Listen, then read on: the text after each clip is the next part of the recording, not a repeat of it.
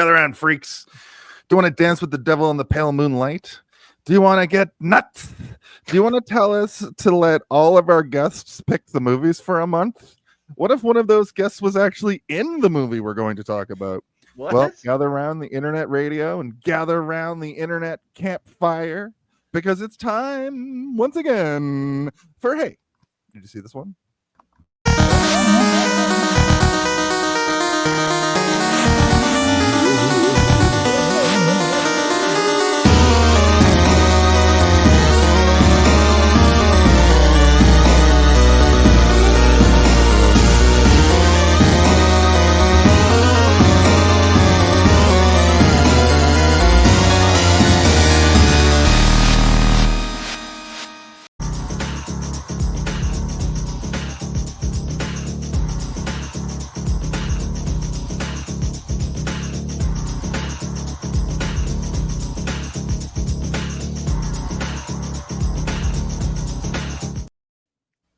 I just wanted to show that because I like it. Hi, everybody. That's how the end of this movie is, right? That's Mark. That was Mark dancing with Vanilla Ice.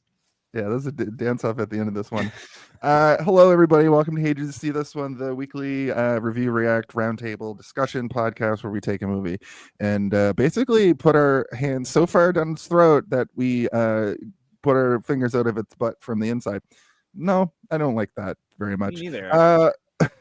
This is episode 162. If you're playing at home, it's season 3, episode 13, I think, 12 or 13. I don't know. Numbers are stupid and arbitrary, and we're all on a spinning ball of hate, and we're all gonna die one day. But while we're getting to that place, let's be nice and love each other and be positive.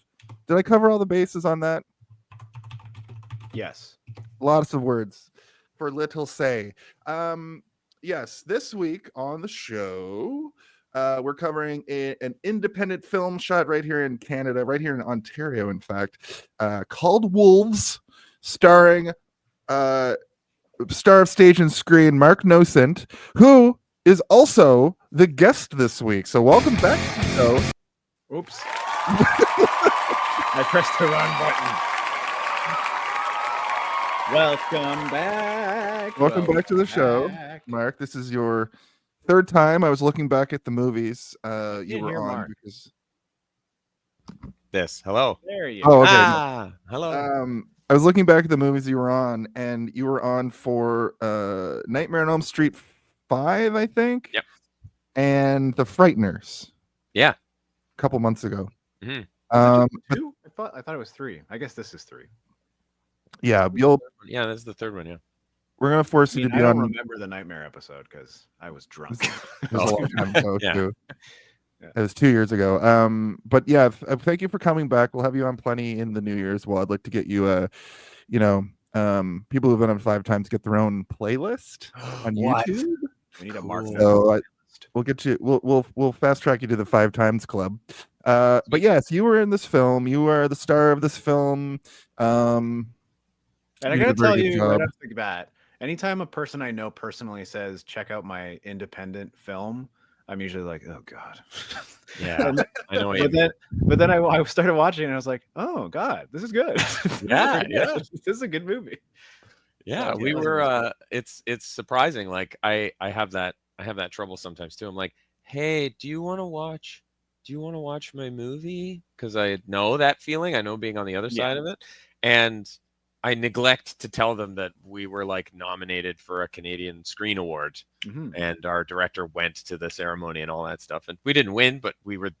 It's a good movie. Like I don't know how to. Did win a couple of awards though, right? Like cinematography for one, I believe was. Yeah, I think so. Oh, I think what we didn't win was like best first feature or something. Okay, yeah. Yeah, but we did take home a couple. Yeah, and one of our sound designers won for just her regular work in her career. She won like, I don't know, best sound on a TV show, something like that. I forget what it was. But I mean, the sound in this movie was still. I'm a big sound nerd when it comes to movies, which has now become like a tropey thing to make fun of. And I'm like, oh God, another thing that is my real life being made fun of on the internet. God damn it. But I'm not gonna shake it. I like it. I like sound so much in movies, and this one be authentic. Always be authentic. If anybody makes fun of you, keep being authentic, because they'll stop eventually, right? Yeah. You're like, did you guys hear the sound design in that new Burger King commercial? It was pretty good. top notch stuff. But the cinematography in this was also, that was kind of immediate when I started watching it. I was like, oh, okay, this feels like an actual movie. It doesn't feel like an independent movie with my friend who I've known for many years in it. It feels like a movie. So anyway, well, I'll get into this stuff when we talk about it. I just wanted to gush a little bit. It was really good, Mark. I liked it a lot. Well, thank you. That's great to hear. This is going to be a bit different. I mentioned in the pre-show, but usually we don't have an actor from the movie on the show, so we can't get that unique insight. I just realized that one of the segments coming up is our brief history, and you're Mark. Well, Mark could just do the whole podcast about 10 years ago. Yeah, I guess so. Well, it all started. Yeah. But before we get to that, I think I'm gonna have, as we do on the show, the guest give a brief synopsis. So, Zardos, are you there? Are you around, Zardos? Zardopsis. Zardos speaks to you. He demands you synopsize this film. Tell him how, why, who, what occurs in this film. I feel compelled to follow his You instruction. must obey. You must. Okay, so this is a movie about a social recluse in a nondescript American town who is kind of, he's lonely. He's searching for a connection with people. He doesn't really have many social skills or whatever. It's not discussed really why. He's just sort of like that. And he happens to stumble across and become interested in the trail of a killer who is killing animals ritualistically. And so he's done his online sleuthing and all of that, and follows it towards what could potentially become the start of like a serial killer or a murderer. And yeah, along the way, he's tested and has to overcome struggles. And yeah, I think we'll go through probably the beats of the movie later on. Yeah. He also has like a fear that he is the same as this murderer, right? Like that's kind of yeah. There's kind of a through line of the movie that where he's searching for this person because they're like each other in a way. They're like alone and sort of similar, and so he's kind of trying to fill that void by not really knowing what he's going to find, but thinks that this is the way to find his like a brother kind of connection. Mm-hmm. Right. It's sort of inferred in the movie that way anyway. He's a bit, I don't know how explicit the director wanted it to be, but it seems like this character is a bit of he's like a bit of a sociopath. Like he doesn't understand human emotion very well, and he himself can't convey human emotion very well, except for when he's like mirroring people, Yeah. So I hope I read that right. At first I was like, is this an autism thing, a character? But I don't. On the second watch, I don't think it's that. No, I don't. I mean that in a sensitive way. I don't mean that like. Yeah, I know. I thought the way you said it was. Like, guy's autistic. Will be no. But you didn't say it like that. That's what he was thinking, obviously. Yeah. It overtly or not, I think that for Danny, the director, writer, producer, cinematographer, editor, he wrote the music, some of the music anyway. He did almost all of this movie. He doesn't do things overtly generally, and I think with this character, in discussion with him, it was more like we were kind of showing, how do we show that this person has these struggles without like diagnosing him with something or putting him into a box where he can or can't do things or whatever. I think that is one of the problems I had with the movie, which we'll get into when we get into the body. Like I did enjoy it, but there are some things structurally that I was kind of like, like the movie sometimes felt like it relied on me to like make assumptions, but I needed more information. I'm like, I need a little bit more information here. Like I'm a little bit not entirely sure what I'm supposed to be getting from this moment or that moment. But we'll get into that when we get to the body. To that note too, though, it's like the dialogue in this movie. The first time I watched it, I was like, "This dialogue is whack," but it's almost like the way M. Night Shyamalan writes his dialogue to be I was thinking that it's too. kind of weird, just to be weird, or like I'm not saying like this guy knows how to write dialogue. I think Danny Dunlop intentionally made it that way, so you'd like be like, "What the fuck are they talking about?" It's also like every single character that's what I was going to say. Character interacts with Mark is like just as weird, if not weirder, than your character is presented to be. Like we're with your character every shot of the movie, basically. Yeah. And so we become comfortable with the mannerisms, and we can kind of sort of more or less suss out what your character's thinking just based on your surroundings and your personality and the way that you deal with other people. That when we are introduced to another person who's part of the world around you, they seem 10 times weirder than your character is. And like the stuff your character is doing is definitely weird. Like, who goes into like I'm going to go hunt down the murderer of all these raccoons and snakes. Totally.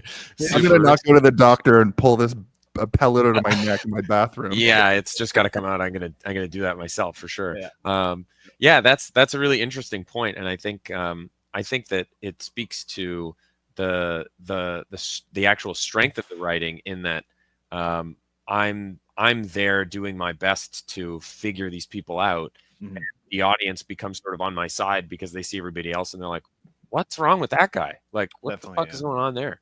It did make the end of the movie a little bit, the decision your character makes more palatable for me, because I'm like, yeah, do it. Like I was like, do it, fucking do it, man. But maybe that's just me. Maybe I am the pet detective. Maybe. It's been true. I mean, I guess we can. Like my first time. I mean, we're in brief history. I guess I'll hit the. Yeah, hit the thing. A brief history. Theodore Big Bottom. And it's just this movie was the last time Mark was on when we watched Frighteners. You told us about it. It was kind of like what's hot with you, Mark, and you mentioned it, and you told us that it was Tubi, and I'm like, I have Tubi. I watch Tubi all the time. I'll go. There you go. Right afterwards, and I did, and I was kind of like in and out of consciousness by the part in the library. That's when I be like, I don't know if I'm gonna make it, fellas. I don't know if I'm gonna make it, but I was kind of It's a very stressful, bizarre scene for sure. Yeah, for sure. But so I kind of knew, because we briefly discussed it. Like, what if we do a month where everybody that's on is in the movie that we're talking about, whether it be like this movie where you are the main character, the starring role, or whether it be just sort of like in any capacity. Like even if you're just in like a carousel scene where like Drew Barrymore is the main character or something, like we've got you in the background or something. Right. So I was like, we're probably gonna do that, and then I was like, I'll save it so that I can get it fresh next time.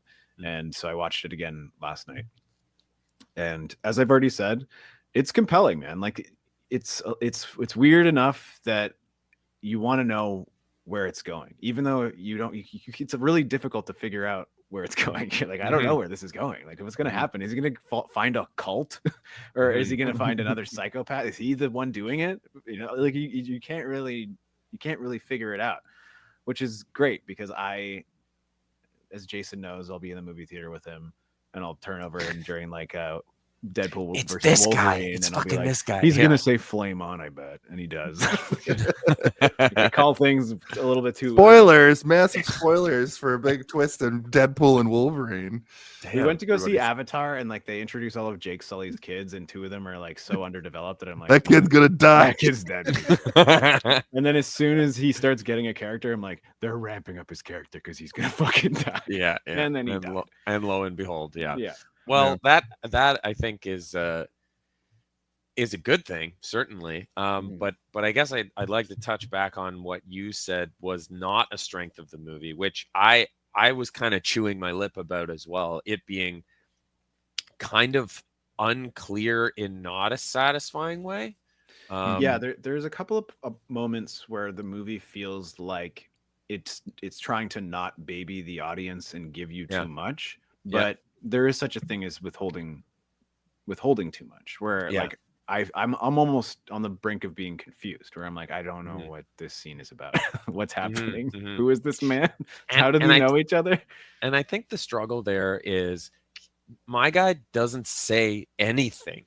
Yeah. Like for a lot of the movie, like I've got lines and I have conversations and I'm on the phone and I do stuff, but a lot of the time it's me and other things are going on and we're just watching me get in bed, or we're watching me feed my turtle, or we're like, I'm not like, I wonder about the university. Maybe if I patch together all of the different locations that all of these places will go, it'll point me to the university. Let's try that, because he might weird. Be it's like Peter's here now. You know what I mean? Like this is Pete's internal dialogue in the movie. This all got cut. There was like the Blade Runner a cut where Harrison Ford like deliberately gave a poor performance on the narration because he wanted to cut it from the movie. Right. Yeah, so it's a weird thing, because I think he wanted it to be very intimate, like an intimate portrayal of this character, and he didn't want to throw up any of the like big reveals or something that would make you know what was going to happen a couple of steps ahead of our character or whatever. So it's a tightrope to walk, I think, writing like that. It is, and it did leave me wanting to know a little bit more about the character, and less sort of about like why he's looking for what he's looking for, because that's not entirely clear. You get hints here and there of like, through the dialogue that comes out of him, the little bits that you do get.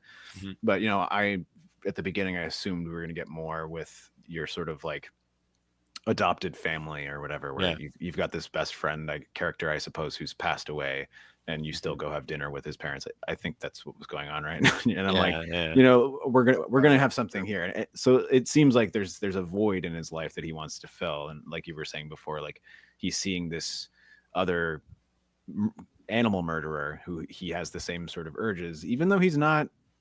He doesn't look to kill. He's got a pet turtle that he loves, or at least he gives off the vibe that he loves. Maybe he's just doing it to be like, I need to cover my tracks. I've got a pet. I've got the easiest pet ever. You feed it lettuce twice a day, and you wipe the inside of its tank with a wet wipe. Yeah, I love that little guy. I love turtles.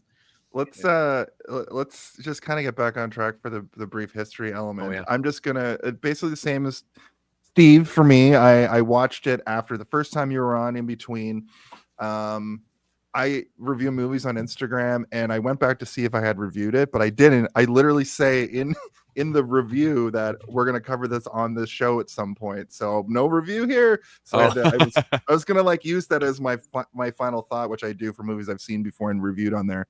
But other than that, I watched it again today.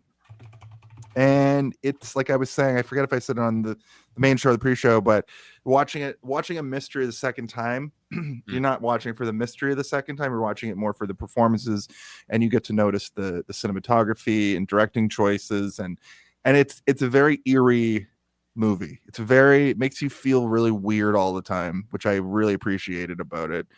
But yeah, I've seen it twice. But now made me feel super normal the whole time. I was like, this is how I feel. That's a good thing. That's a great sign. I love going and checking out alleyway raccoon murders or whatever.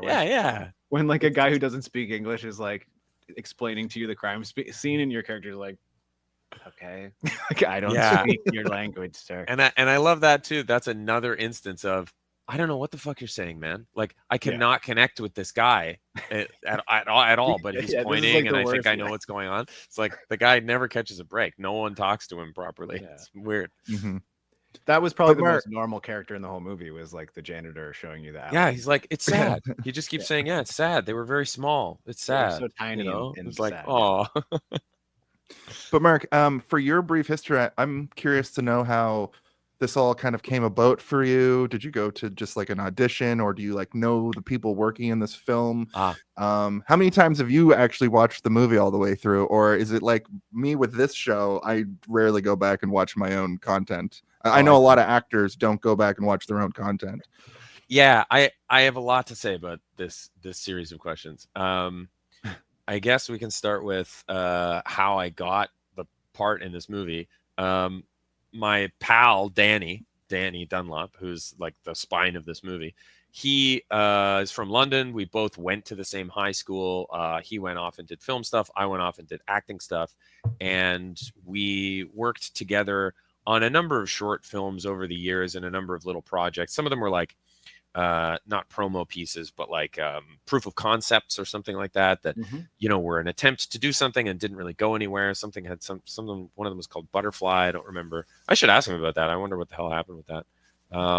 But yeah, another friend of ours, Kevin, who's I think a producer on the movie, he did a film, a sci-fi short, and Danny was the cinematographer, camera op on that. Yeah, I did the DOP stuff for that movie. And so from there, it was always just like, it's just like relationships through the years, right? We've known each other for a long time. And so he had this idea for this movie and was talking to somebody else about it. And was thinking who he would want. And he kind of had me in mind. So he wondered if I was available and what I thought of it and all of that stuff. And if I'm being honest, I saw this character and what he was talking about, and I like how he was describing this character, and I said yeah, sure, absolutely, let's do it, let's work on something. I want to work on something, you know, like ravenous actor needs work kind of thing.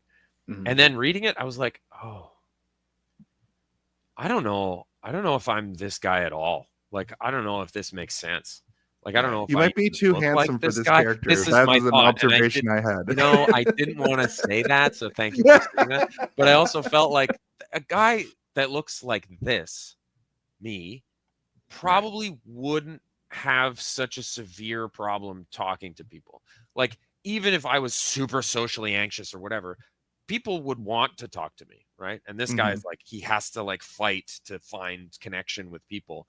So I struggled with that a little bit, and I wanted to make sure that, I don't know, that made sense to Danny or whatever. And we sort of talked about it. He was pretty convinced that I was the guy. We did an audition because he wanted to see, just like test and see how it would work. We did a couple of screen tests and stuff just to get like lighting ideas and that sort of thing. But it was all very collaborative from the beginning. He wanted my ideas straight out of the gate. And yeah, I knew it was going to be something, but I carried this weird, like, am I supposed to be here?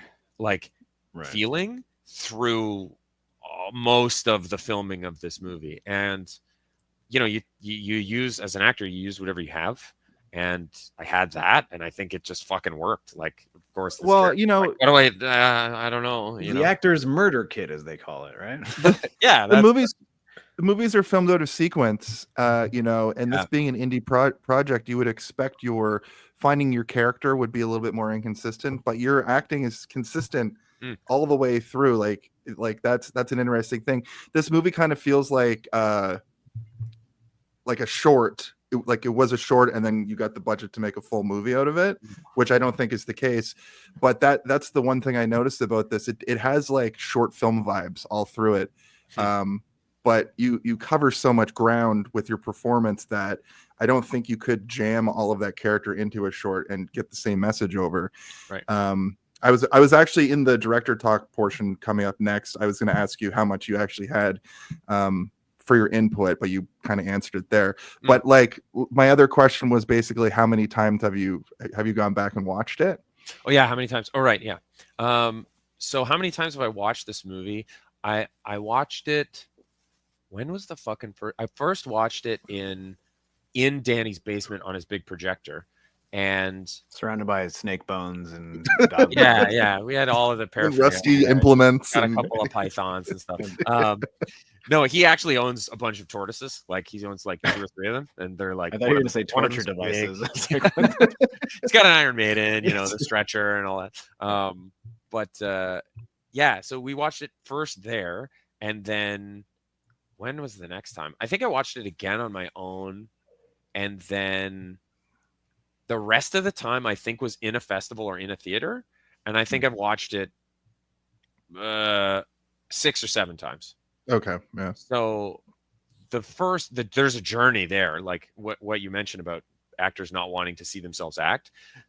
There's a reason for that. It's fucking weird. I believe it. Yeah. And so to see me as that guy I was like, I know what I was doing, and it wasn't a shock that I like looked that way or acted that way or whatever. But seeing it, I was like, oh no, like I can't tell if this is good because it's so fucking weird to see me up there. Mm-hmm. Like I don't know if this is good. So I didn't have an opinion, and that hurt because I was like, I want it to be good, and I don't want to fake myself and lie to myself about it or to anybody else and be like, yeah, this is a great movie, blah blah blah. So I really had to watch it like over, I guess, the course of like a year and a half or something like that, maybe 2 years.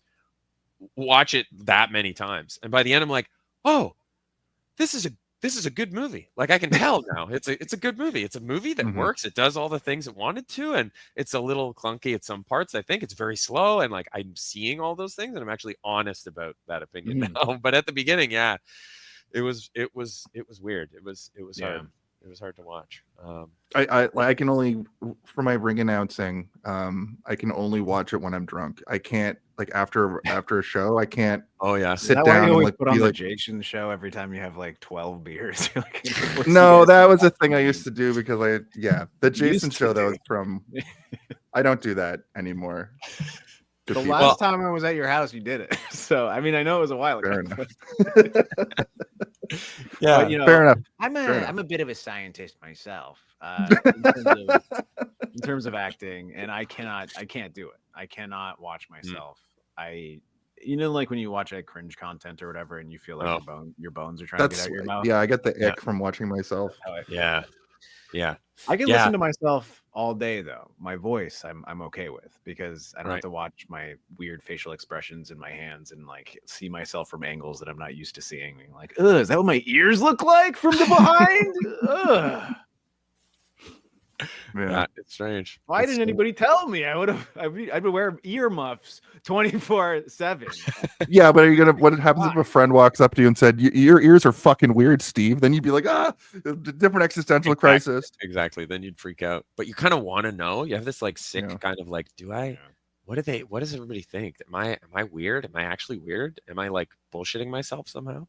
But yeah, I think it's better not to know. You're just happier. In terms of like the believability of the character, I think for me, after the scene where you get beat up, it's almost like that mean mover king or whatever. He's like, I'm the king of moving in this town, and you don't fuck with me.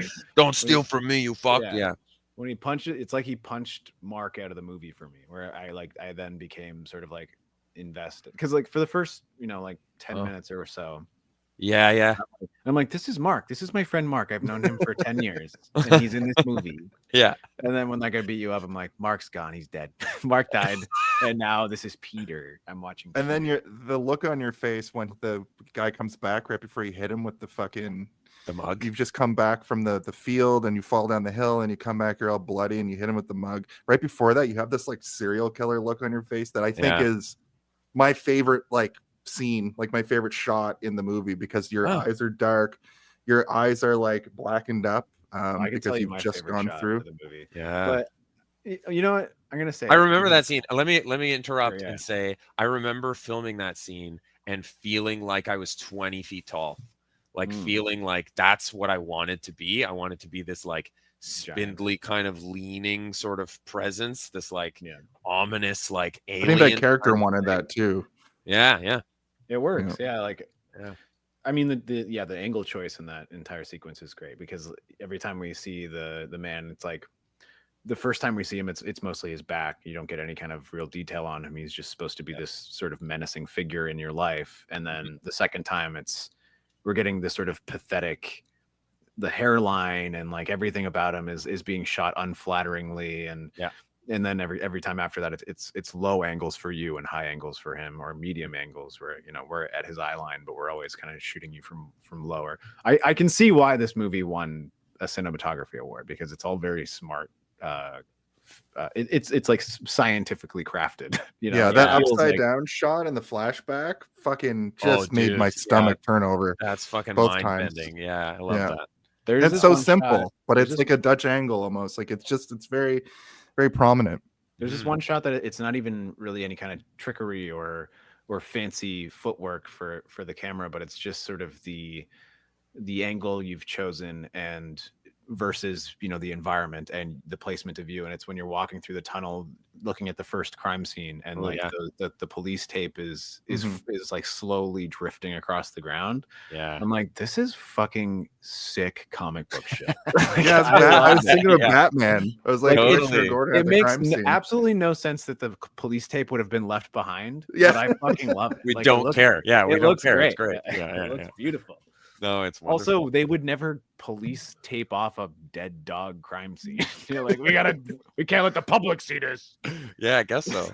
Yeah, it's kind of interesting. Who gives a shit? Because it looks good. Like it looks. Oh, it looks really great. Good. Yeah. I remember that day too. We were really fighting with that thing because that tunnel is like, even if it's not windy out, there's like just a kind of a constant push.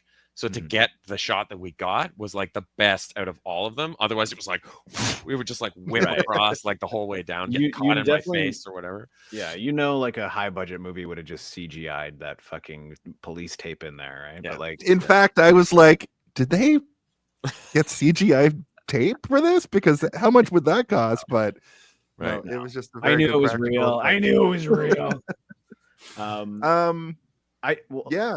I just want to, again, I don't want to ooze on this movie too much, but that particular frame, man, that's like a, how they say like every frame, a painting or a portrait or whatever. That was like you see that and you're like, this is a movie. This is a real movie. Like that kind of shit makes sense. Yeah. I'm honored to be in such a beautiful, like forlorn thing. Like it's so crazy. And it scratches that itch inside of me, that like really haunted kind of thing. It's so cool. Like all of the cinematography from like the get-go is wonderful. So like the shots of sort of the suburban area, the city, the lamplight in the distance through like the winter and like the winter aesthetic is always I love chilling. Not to be like it's chilling because you're schooling, but no, it's like nice to meet you. It adds sort of a loneliness to everything, right? You look outside and it immediately gives you sort of a sunken feeling. Yeah, it's like if you're just by yourself and you're not prepared, it's dangerous to be out in the snow. You know what I mean? You have to bundle up and be protected and stuff. The snow can kill you. That's right. The snow is the real wolf in wolves. I could watch Mark walk across a snowy field for the hour and 40-minute runtime. I thought that just it's so powerful for some reason. I can't even really articulate why I love it, but I think it's we're Canadian. We were kids at some point walking through those snowy fields, and that's kind of what that. I was never a kid. I was born a full grown. You're born. You're actually midway through a Benjamin Button situation. Yeah, you're aging backwards. Yeah, full head of hair, full head of teeth, or whatever they say. Full head of teeth. More teeth. More teeth than a full mouth of teeth. Yeah. Should we talk about going to director talk and talk about? I want to hear about what Danny Dunlop. All right. Quiet on set. Are we rolling? Okay, let's shoot this piece of shit. Sound, speed, action. The let's shoot this piece of shit for a movie that your friend is in is we've never had this. It rings a little differently. I mean, this great piece of cinematic art they will all appreciate for years to come. So this guy's really only directed 3 films. This is probably the most prominent. Looks like the other. What's Entrada? I don't know actually. That okay, like I'm not sure. You know better than me. Where when you do it, you get pregnant at the end.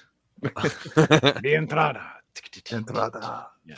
But he looks like he's worked on a lot as a cinematographer. Yeah. And he's written some stuff. But this is probably his most prominent thing because it's one of very few things that actually have a poster for them. But it looks like he worked on a lot of shorts. So is he about our age? Is he's in his 30s, kind of like?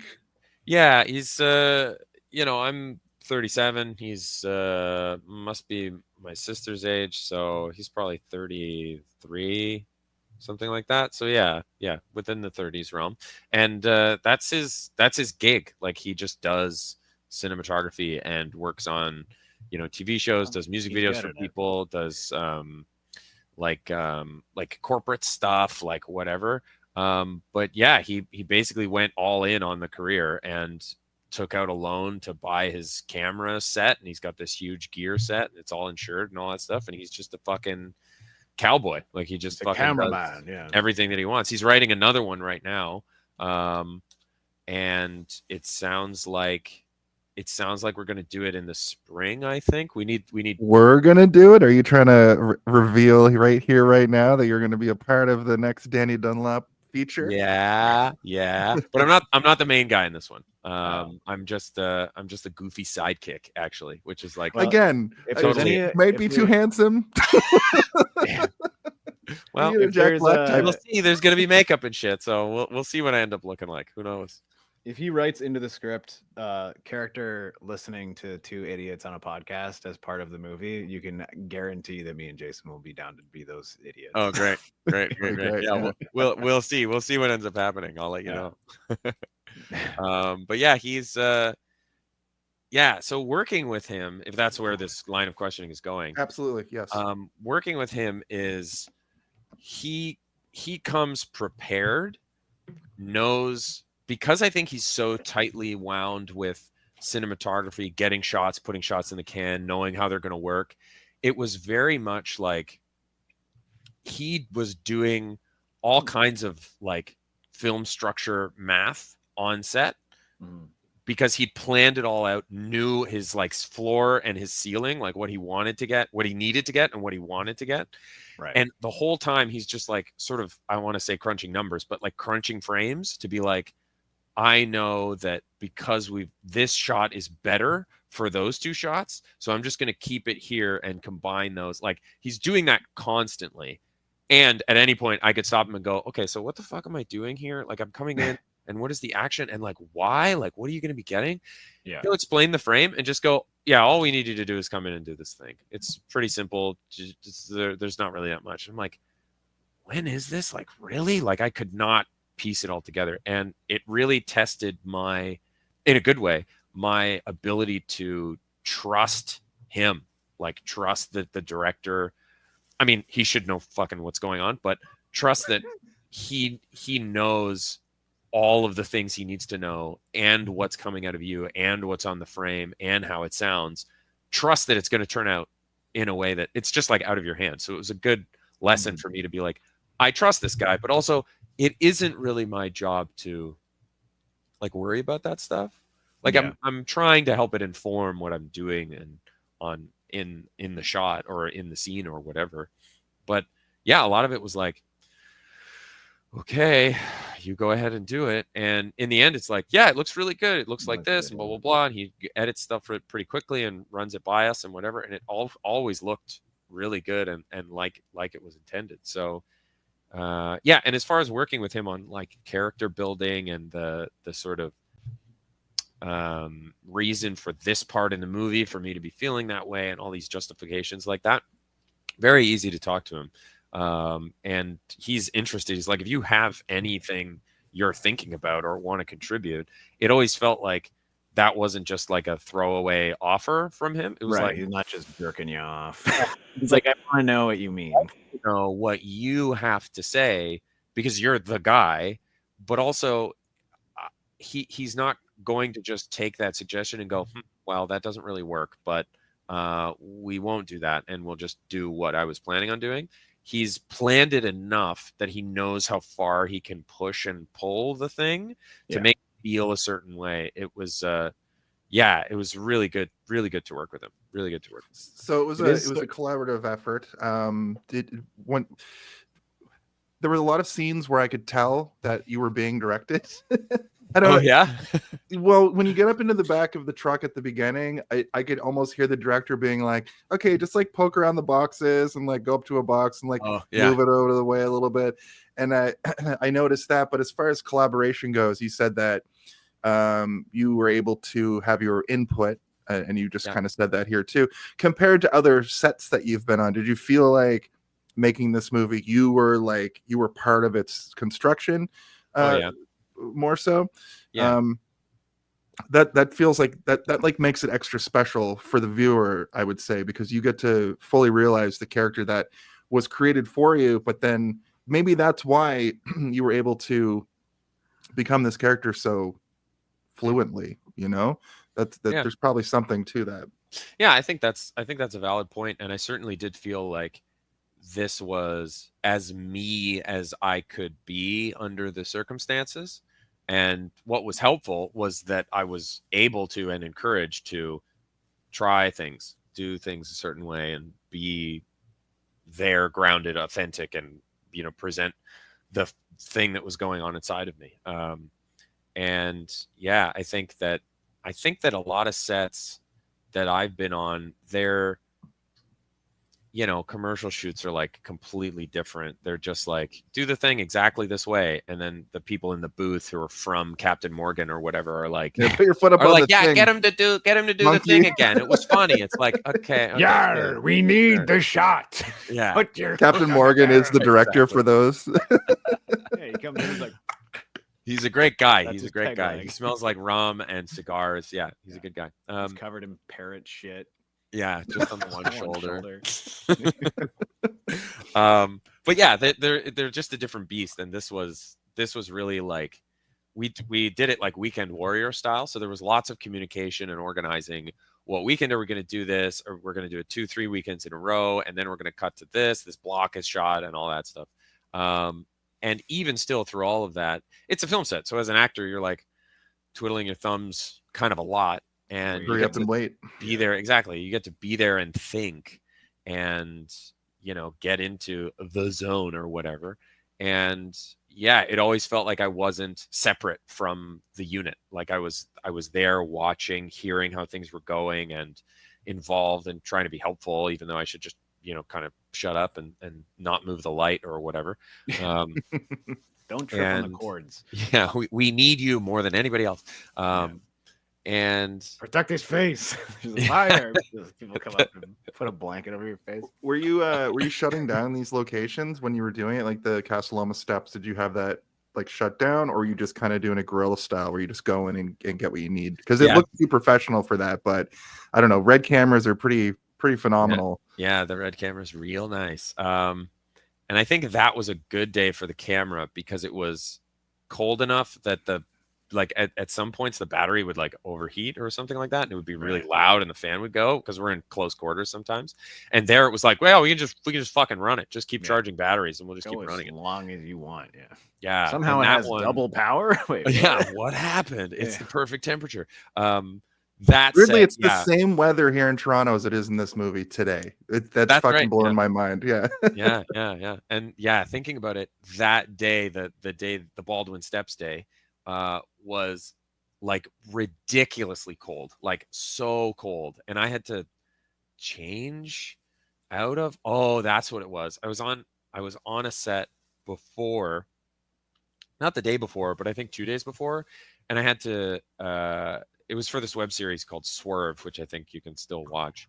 I think it's in season 3 of that, but I have to like, my wife in the show, I have to like lift her up and carry her over the threshold for the first time because we like missed that moment. It's like a cute moment, but I picked her up and no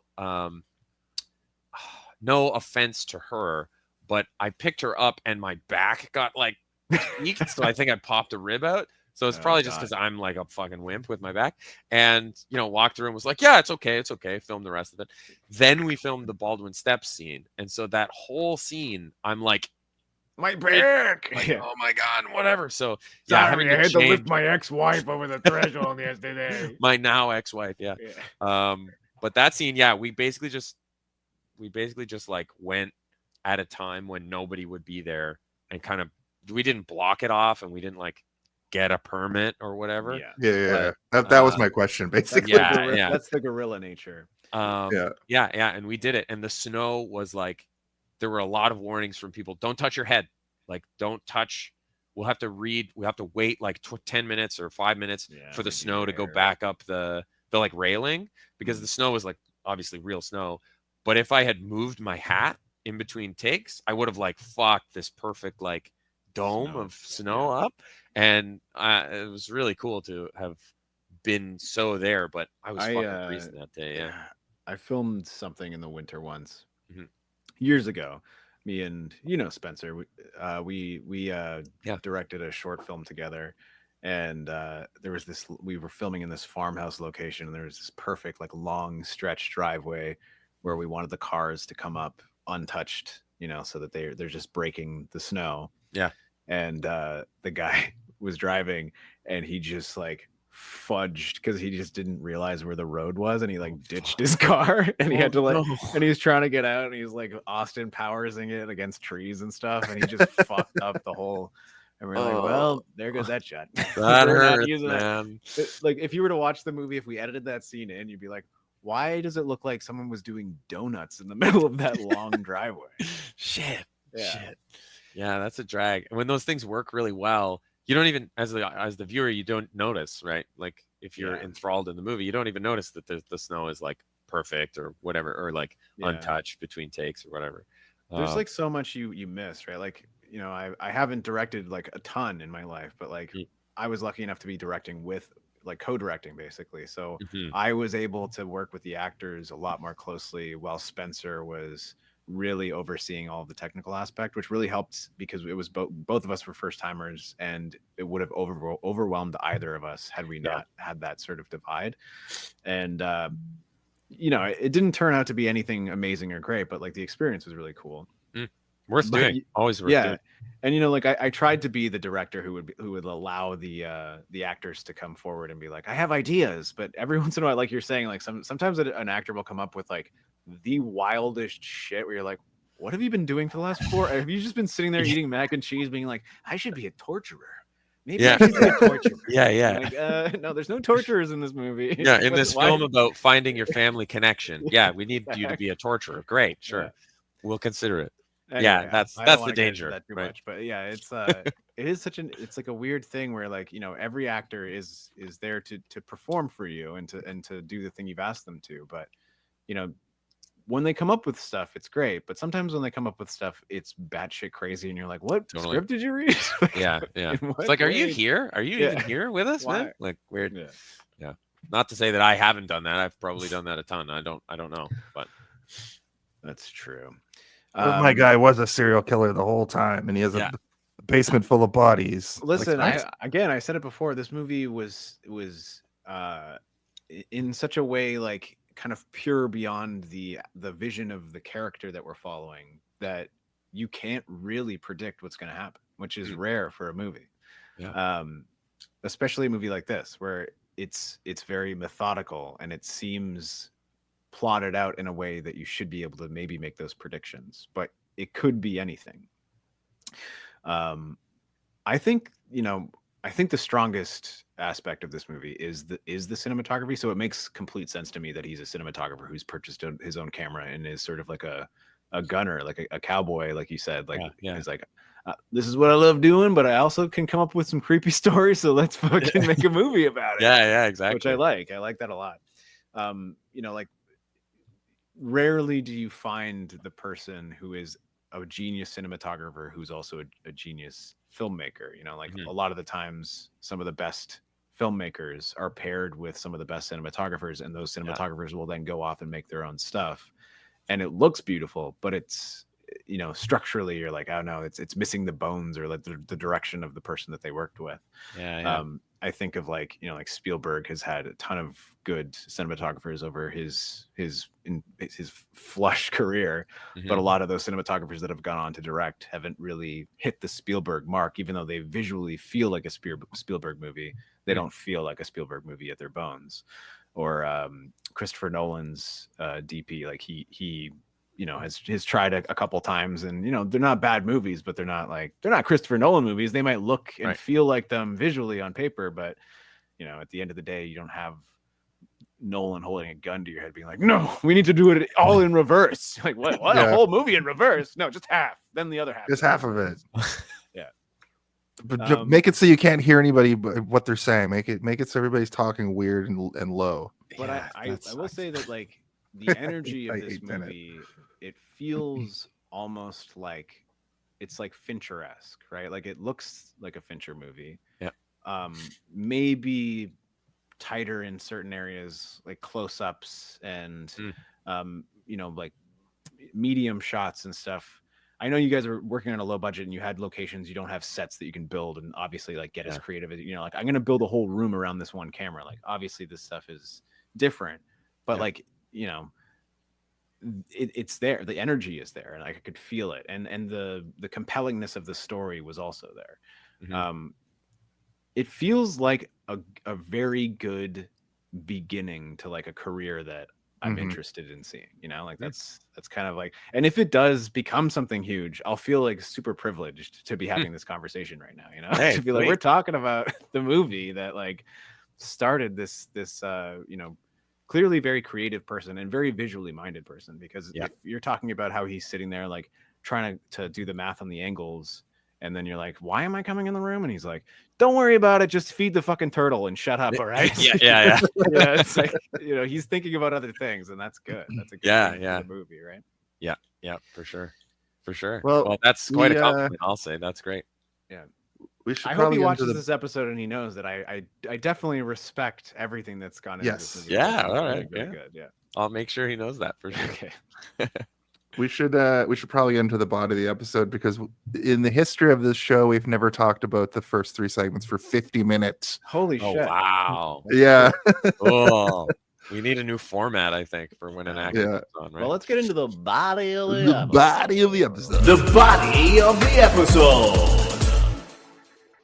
That's right. This is the podcast segment of the podcast, I guess. I'm gonna run down sort of the plot points of the movie. We're going to talk about. We are super privileged to have, the main character, the main actor from the film.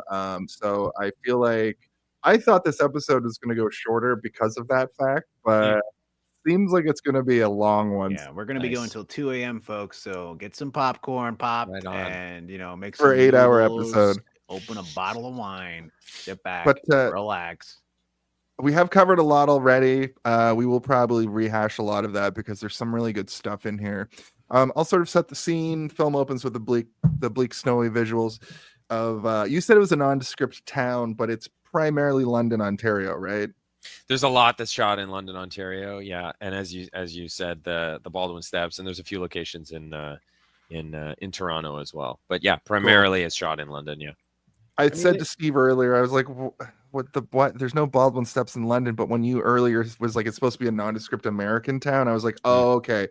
I don't know why. It's never explicitly said in the movie that it's London, but I was like, that's London, Ontario, because like I have family there. So right? Like, that's the name of the actual university, or is it a made up university? I don't remember the name.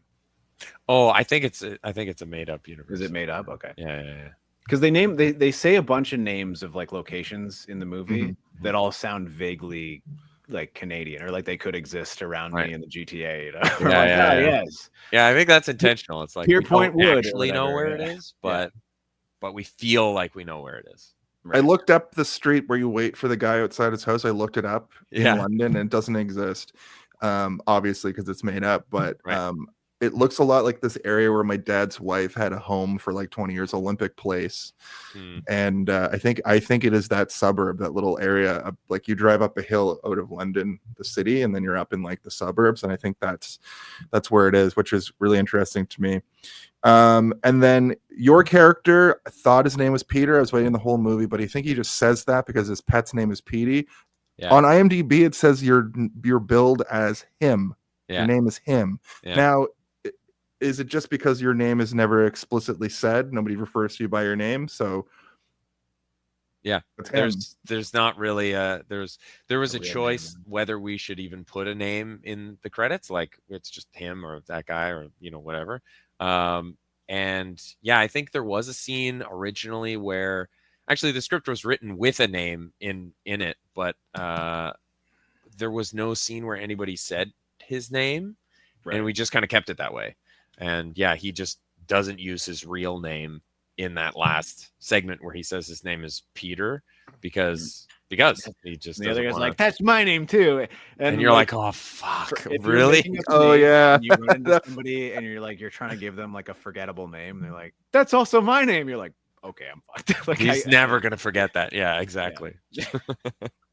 So you're sort of seen engaging in mundane, repetitive activities in your small, bare studio apartment, which, you know, that apartment did a lot of the heavy lifting in this movie, I gotta say. Mm-hmm. As far as like locations, you spend a lot of time in there, a lot of your research for the that killers. looks exactly like my apartment, by the way, except I have one additional room.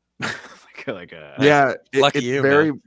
it's very much like a you know, small apartment in Canada. I Like also those have a floors. carpet that I put down myself. Oh, that's good. You Yeah. know, it looks a little nicer than the bare bones murder wall. I believe you. I believe you.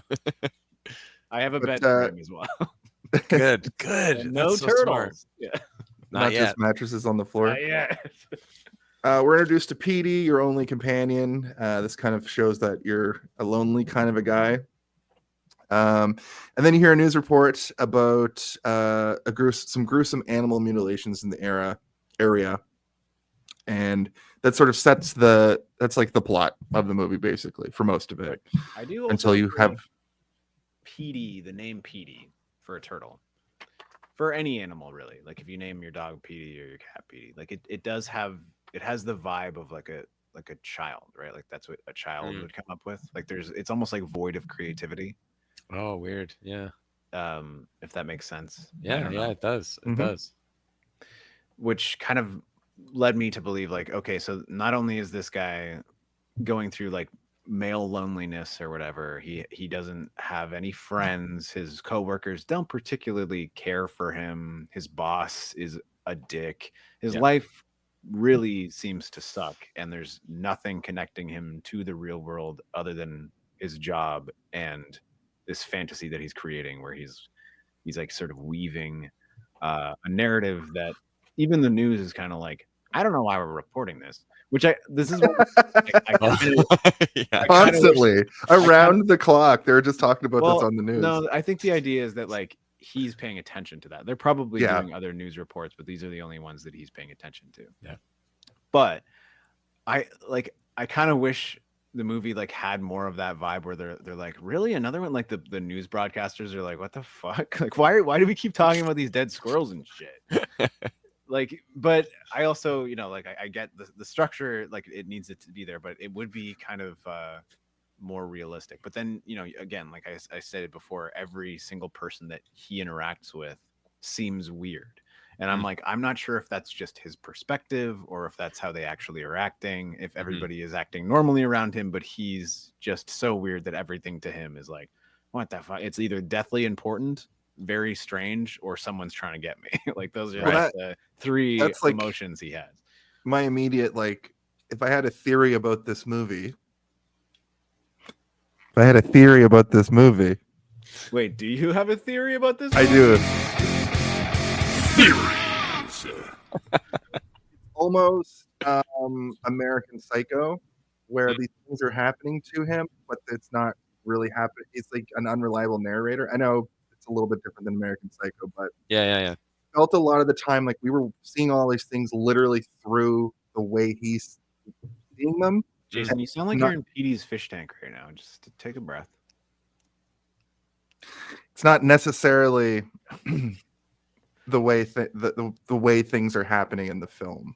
You know what I mean? Because when he's going manic with those like Ethernet cables, I'm like, oh yeah, what is happening? We'll get to that, but I that's how I felt a lot of the time, and the way that people are talking funny and stuff. Like that's how he's perceiving it. And if I had a major theory about this film, I was kind of saying earlier is like, I wish that you guys went like full lyncher for certain aspects, because you go very like the long shots, the wide shots, the shots that kind of like drift off but are meant to sort of extend a scene, like they're all so well done. Whereas those close-ups and stuff, they feel like they could be more manic and like strange and match the energy of the character. So like, you know, like people call it like Fight Club vision now, or movies like Hot Fuzz, and like, you know, where they like edit things very quickly and oddly, and like things that are very mundane seem so much more intense. You know, like the moment where you put on the headphones and put them on and plug it in because you're trying to listen to the audio from the computer. I really like this moment, but like I wish there was more frantic energy to it, sort of like you're trying to listen to it and you're like hitting the volume button.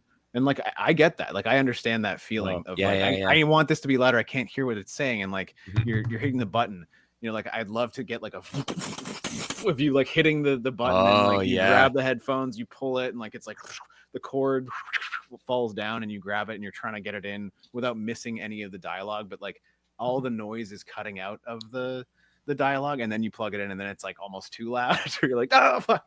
You know, like I feel like there's like a crazier version of this movie that makes your character seem even crazier, because like those moments they're good and I like them, but I'm like, I think they could be so much more intense and weird. Yeah, it would be very gratifying to have all that stuff happen. And then you're like, you know that he's like nuts and weird, but without that stuff, you're kind of like, it's okay. Yeah, he's just interested. He's just interested. He's just interested in this. Very neutrally kind of bed. Interested. And like, you know, getting I'm into bed like a normal person right now. But like, you know, right. If you were to have those moments, it would change the perspective of the character earlier on, because it took a while for me to get to the point where I felt like I understood what was going on with the character. But I also, you know, I did appreciate the slow burn, but I feel like there could have been things kind of planted in. And I think it would have made me understand what was going on a little bit more clearly, like from the get-go. Yeah. I think the moment where I really, really kind of like, I'm like, okay, I all of the questions I have are now answered about this man. And that's when he's grinding broken pieces of mug in his hand. I'm like, okay, yeah. I know who this guy is now. I get it. Yeah. It took us a while, but we're there. Yeah. We're here. Yeah. We understand now that he forgot that he was holding the glass, but he's still clenching it as hard as he possibly can. That was so fun. Yeah, that was a great shot. That was just like a candy glass mug. Right. And so those are just pieces of it, right? And so doing that with my hand felt so like real, like the feeling that you actually want in that moment, but without the fucking danger and actual lacerations. But it was like hard and sharpish. But the blood coming out of it too must have felt like interesting and cool as well. Yeah. A lot of blood in this movie, but like not sort of like gross you out blood. It's just it's there, and it's all extremely characteristic. Like it is in itself like it's telling you a story, and it's all there very, very deliberately. You know, there's no like gratuitous blood stuff, which I like. Yeah. It's not about the gore, really. No, it's like, it's got to be there, and it means something, but it's not the whole point, right? And even when you're like bleeding from many orifices, you're like, no, this is the appropriate amount of blood. Like it's not too much blood. It's not like not enough blood. I feel like this is like a realistic amount of blood that would make me uncomfortable, and also is doing a job of making me be like, this guy's hurt. This guy is injured right now. And just enough that you're afraid of how much there is. Like, oh no, his neck, like there's blood, there's going to be a lot, but it's not like this guy's probably dead. Like some you're like, this guy, he's gonna in the head, and there's like a big pool of blood, and he gets up in the next scene. You're like, no, like that guy's going to the hospital for the rest of the movie. That's what happens. And in this case, it's more realistic is the right word. I really liked the opening shot of the woman going for a run. There was that drone shot from above of her running. That was really interesting. I think the whole like everything up until where you are introduced is like, so, and that's not to say like as soon as you're introduced the movie goes to shit. That's not what I'm saying. I'm saying that like everything like the prologue basically is extremely well done and so tantalizing to the point that you're like, I'm in, and I don't even really know what's going on, but I am intrigued by everything I've seen. A woman, a close up on a dog missing, like you see the dog, like those drill things you put in your lawn and the dog collar. A woman looking for their dog, and then like you were saying, Jason, a woman jogging at night, and you're immediately like, I'm scared for this woman. And then she's the one that comes across the dog, and you're like, okay. The first time I watched it, I was like, I didn't know what this movie was, obviously, and I was like, is she gonna get click-clacked? But no, she finds the dead dog. But that's also horrifying. It's all shot very pervasively, and almost sort of voyeuristically, like especially the jogger, where it seems like somebody's watching from a distance, and you're worried for this woman, but the reality is no one's watching the woman but you, viewer of the movie. Yeah. She's only here to pervert. show us the crime scene, and the crime scene is a dog. You're like, oh, okay. I thought I was gonna be a human. And we do follow her for enough time that you're like, what? She has to. What die. is happening? Like, I've this seen is a Friday important. the 13th movie. Yeah, she's dead for sure. Yeah, she's gonna go. Yeah. But so I also do like the bait and switch of the movie being like, you think it's gonna be a dead human. Like, she comes across a lump in a nasty tunnel. You think for a minute, like, is this going to be like a homeless person that's been murdered? Is this or is this going to be a brutal murder scene of a person? And it's not. It's a dog. And not to say that like finding a dead dog wouldn't be weird. I came across a dead raccoon the other day, and it really fucked me up for like the rest of my walk. I was like, I can't believe I saw that. It was cold enough that actually, I didn't smell it. If you drive around just outside of London and a lot of Ontario highways and stuff, you see a lot of just exploded carcasses of animals, and it's fucking. Yeah, but this was like downtown Toronto, and it had been there for a while. So I'm like, why has no one cleaned this up yet? Listen, I was on Davenport, where part of this movie is shot. I saw a raccoon had been hit, but it didn't just get hit; it got obliterated. Ooh, yeah. And I'll never forget. Do you remember that? Because we were working at Casa Loma at this time, I'm pretty sure. But it all was of us all worked over at the Casa Loma sidewalk. together, guys. It's true. We were right. escape boys. Escape dudes. Different kinds of actors. Boys, now we're men. Now we're men. I think, I speak for yourself. I don't think I'm a man quite yet, but we're getting there. We're getting there. But, well, we meet you at this point. You're a mover. You're socially awkward. That's an understatement. And we get the whole segment where you steal the Swarovski necklace from the moving truck, I guess. Yep. And then you try to sell it to a pawn shop, and you tell some cockamamie story about your grandmother dying recently, and the guy's like, look, you came into our other location and you did the same thing to me, so how are you? So you kind of learn that like I don't even know what the deal with your character is. Does he just like to steal? Is he like poor and needs to steal? This is where the movie was like, oh, is this guy like a bit of a kleptomaniac, like he's just doing it for the rush? Well, I think it's a thing that is a problem with movers in general, but it's later referenced in the film with the one guy, the one buddy that I have from work. He's like, yeah, man, fuck, I can't believe you got caught. Like it's a thing we all do, but we're not dumb enough to get caught, like you idiot or whatever. Yeah. You stole a very valuable necklace in a case that had an embossed initials on it that said not gonna be forgotten. Yeah. You need to steal something. What a stooge. Steal the cash. If you find cash, you take the cash. It's yours. Yeah, for sure. And then we're introduced to this really interesting thing that this movie does, where we just, for the first act, we just see your character going about his life, and we get the grocery store sequence. And you get the sense that he's longing to understand human interaction when he's looking at like two friends talking to each other, and you really get that vibe that like you wouldn't him or Peter or whatever you want to call him wouldn't know how to walk over and be like, hey, how are you guys doing today? He would walk over and be like, hey, how are you guys doing today? It would be fucking just like wrong. Yep. Jason, stop doing an impression of me. It's making me uncomfortable. It was a really good impression, by the way. It was really good. How are you doing today?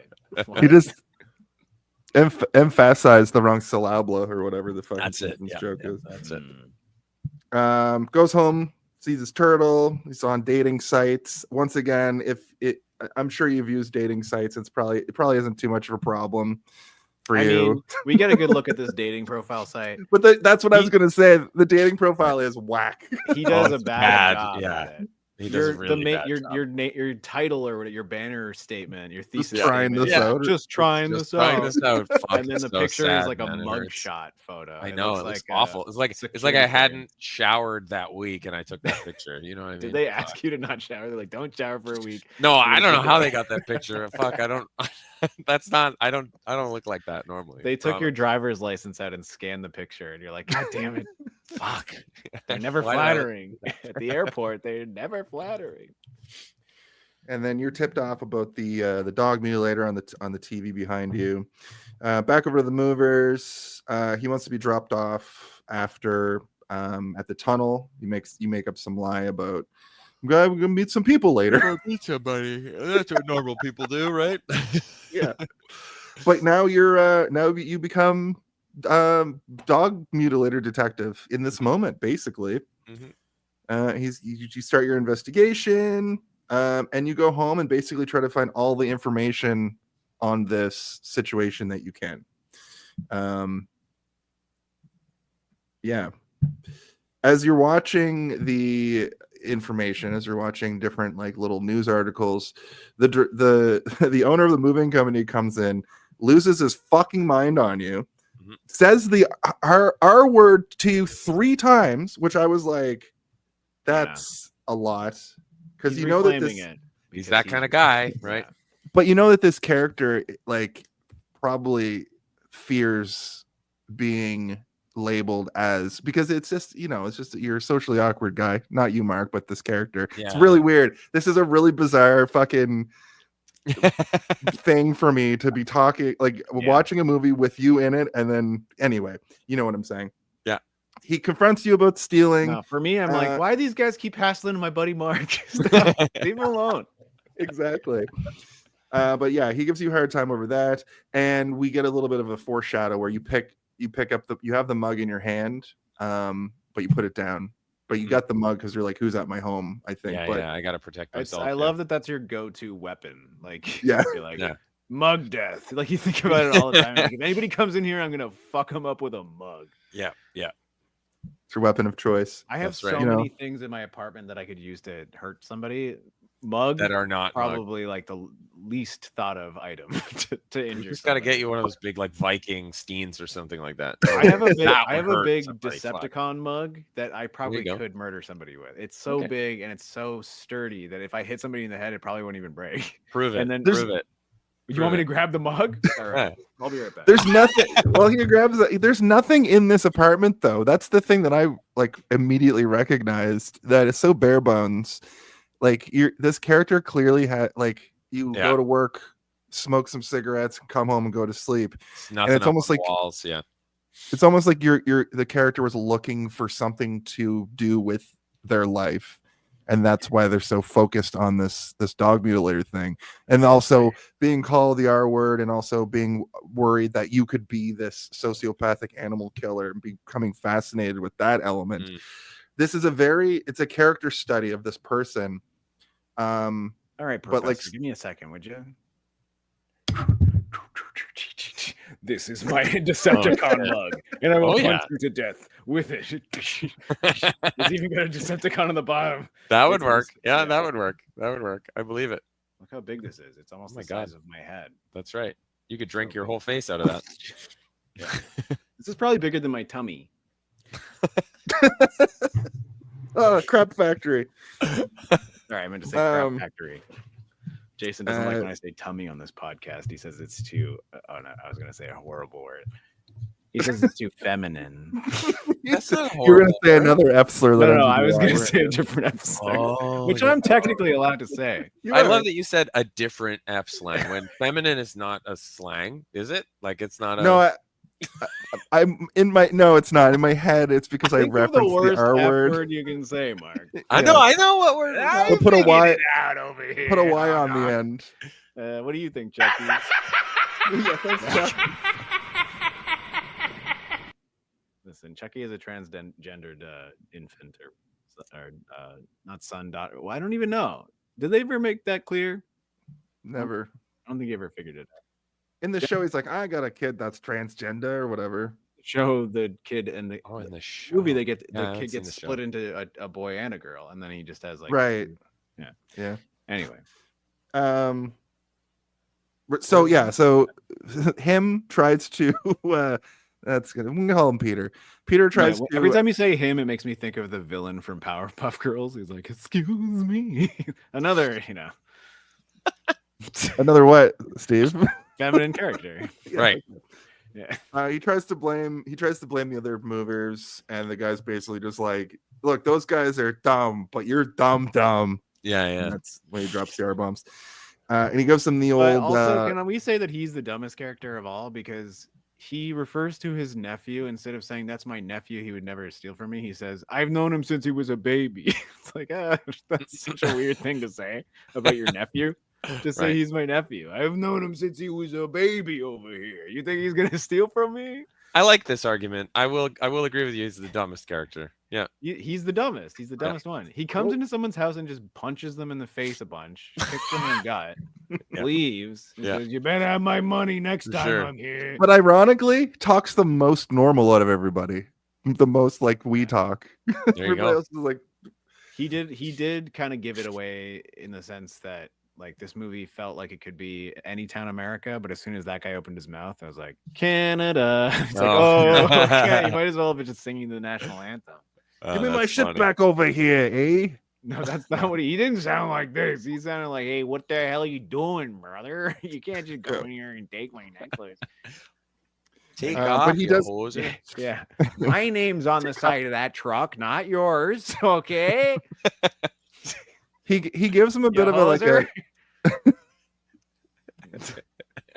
He gives him a bit of a ticket. He gets hit in the face with a mug later. It's fucking great.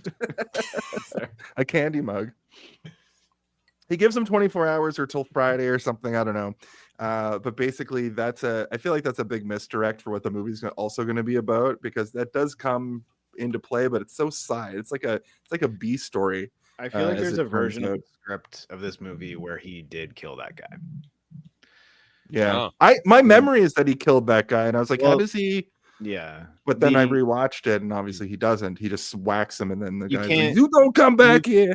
The movie doesn't work if you kill him, but there is a version where he does, and he gets rid of the body. But then like it would dismantle the rest of the movie entirely, right? Like you're now an insane person who murdered a guy who's like, you stole an old lady's necklace, now I'm gonna fucking kick you in the balls or whatever. Yeah.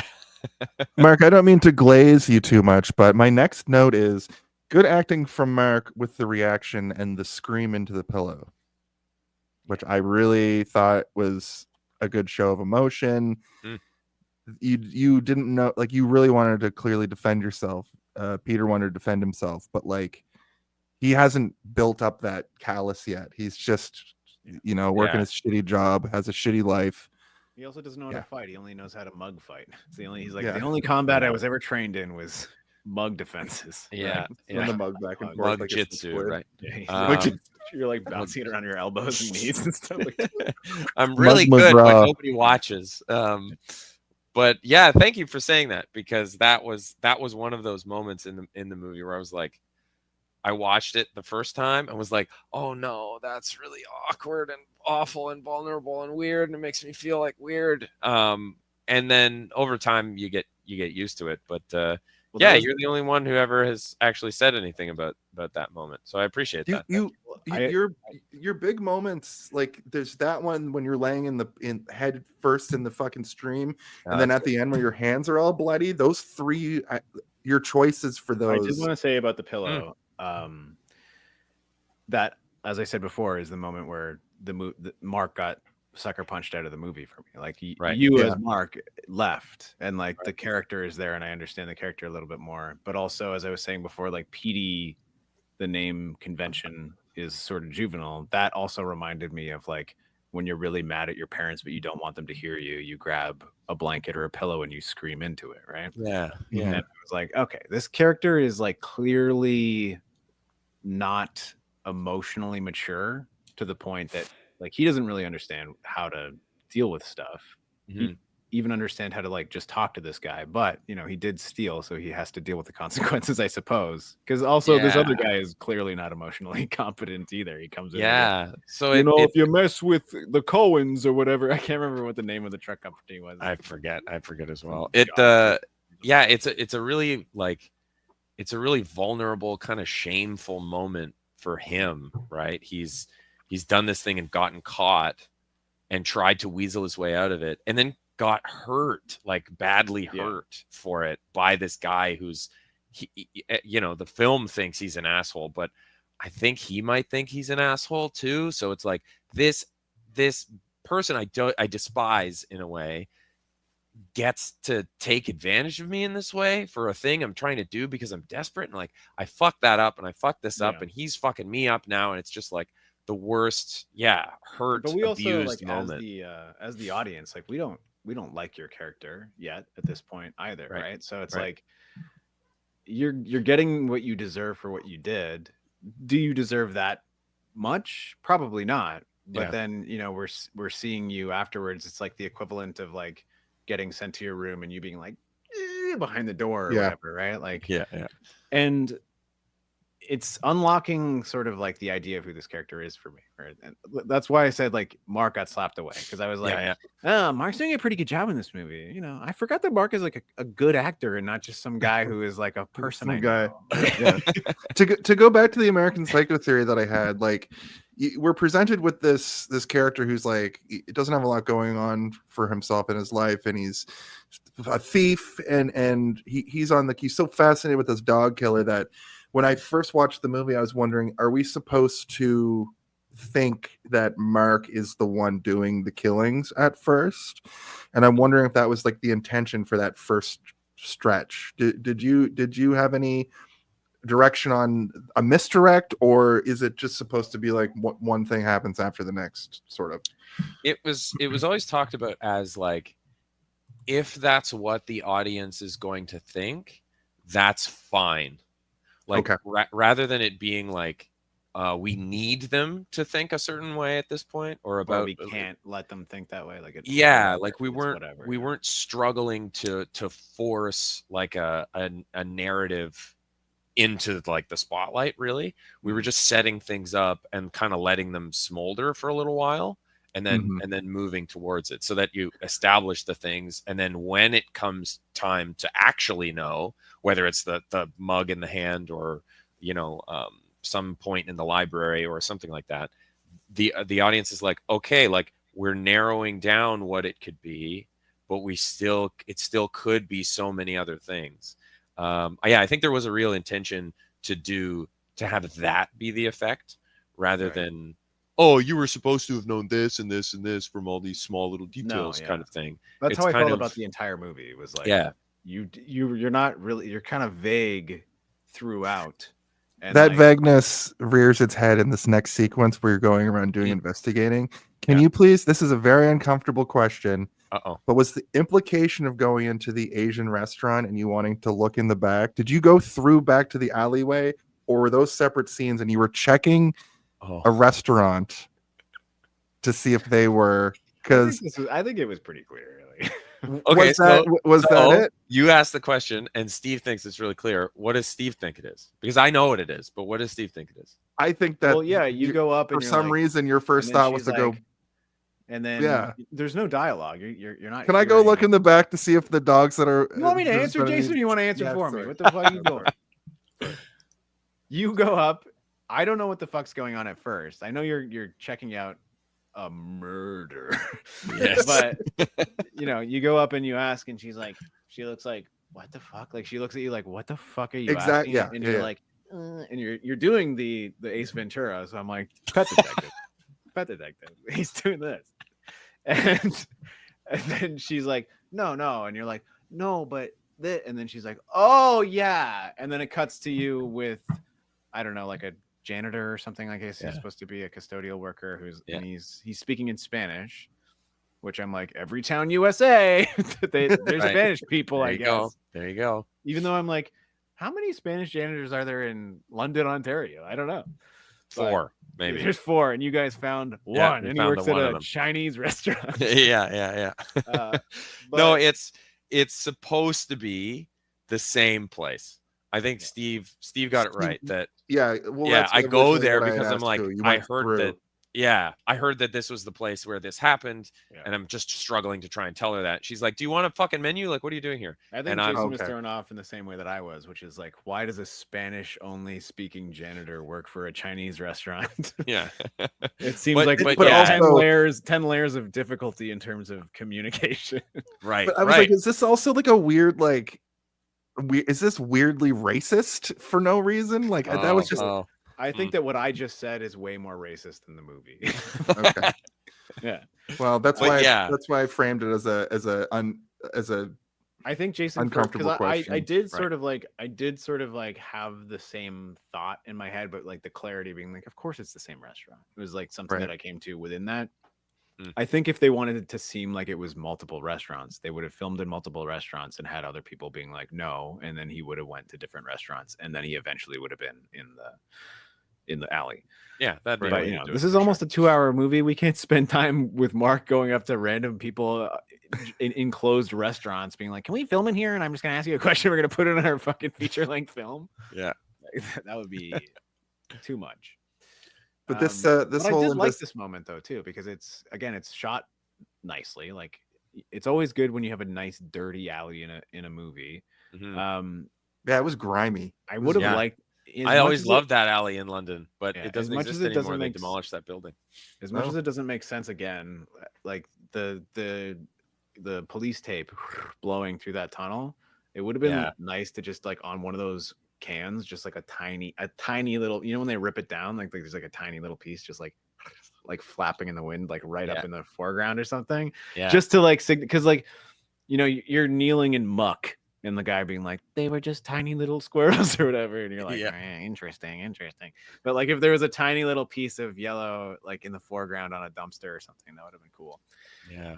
But I got it. But I'm like, visually, that one shot at the beginning is so fucking good. I wanted to see more. I want to see more of those fluttering. Well, I think if I remember correctly, in that scene, there's like an oil drum and something, but there's an oil drum, and at the base of the oil drum there's like a blood stain. Like it looks so fucking grimy and gross, and I was wondering, like goop though. To me, it didn't look like a well, I mean, like behind any restaurant there's going to be that like we understood what was grease going trap on. grossness, grease trap smell.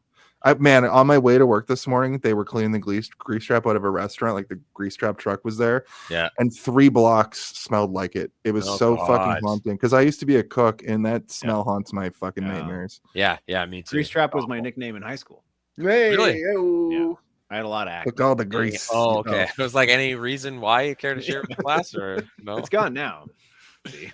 Yeah, you're beautiful. Oh, thank you. You too. I could have started this movie. Too handsome to be psychopathic. That's it. That's on. I might have been able to play the weird sociopath. We're looking for a Jason Phillips type. A grease trap, if you will. I think he's free. A grease trap, if you will. Tell the casting director we're looking for grease trap. Don't say anything else. Grease trap is going to be a genre of music in like 10 years. Yes. For I can imagine exactly what that sounds like. It's probably already a genre. This is what it sounds like. It's like with like a trap, like a trap beat. Yeah. Or it's just like lyrics from the musical Grease, but in like trap music over a trap beat to a Migos song. Yeah. God, that probably exists. I bet it does. You guys keep talking. Incredible. Do it. I just wanted to say that during this sequence, we're getting the sort of simultaneous conversation with the nephew of the owner of the moving company. Asked him if he's looking for a new job.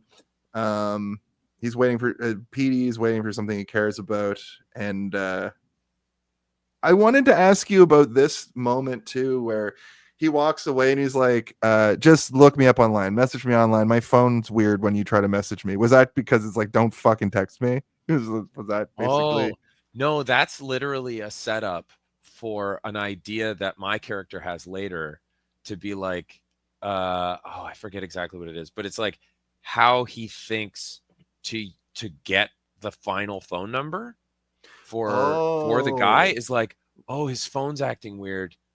It's just, I forget if it's involving with the adoption place or something like that, but that's like a seed planted in our character's head, just to that when he's trying to crunch the numbers, figure out how to do this, he goes, the phone number, how do I get the new phone number? And then that is like the inspiration to figure it out.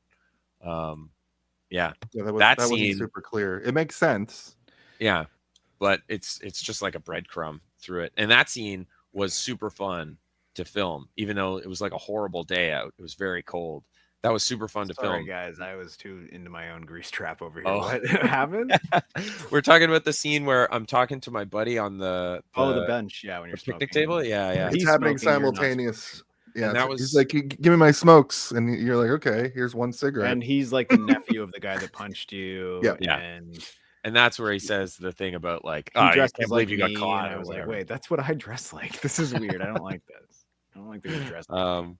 Yeah, that was a fun scene to film because we basically just sat there and did the scene. Oh, I don't know. I think it was max 4 times the whole way through. Right. And Danny just moved the camera to a new spot each time and got a different angle and then just picked like his favorite one. And that was the one. Yeah. And we used like the whole take there.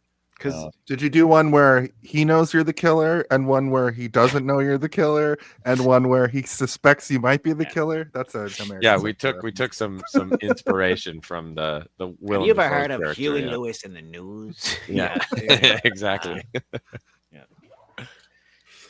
So I like that sequence because it shows that you are able to at least speak to somebody, but it also shows that you're not really speaking to him. He's speaking to you, and you're just a person that he's talking at. You know? Like, it's the closest thing I've got to a peer, right? Yeah. Like a friend-ish person.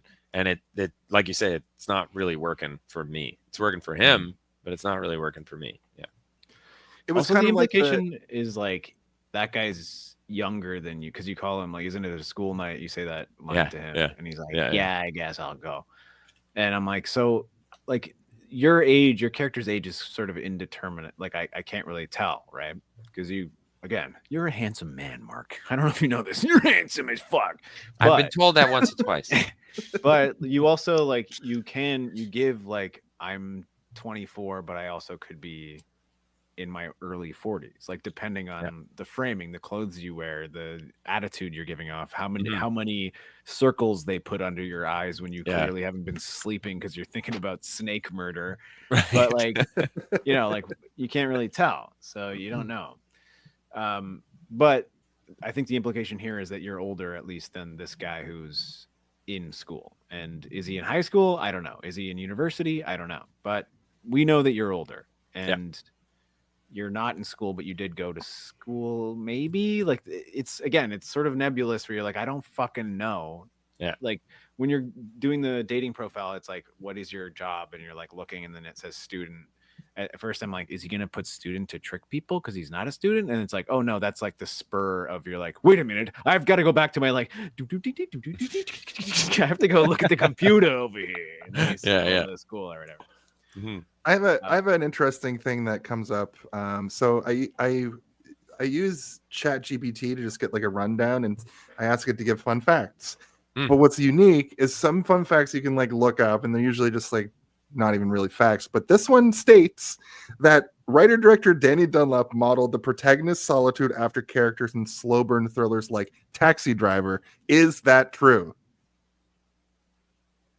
Is it true that he did that? It pulls it from somewhere, so I think that probably pulls it from a reviewer who said it's clear to me that he pulled inspirations from blah blah blah blah blah. And I think that while Danny is as much a film buff as any of us, he has definitely seen Taxi Driver.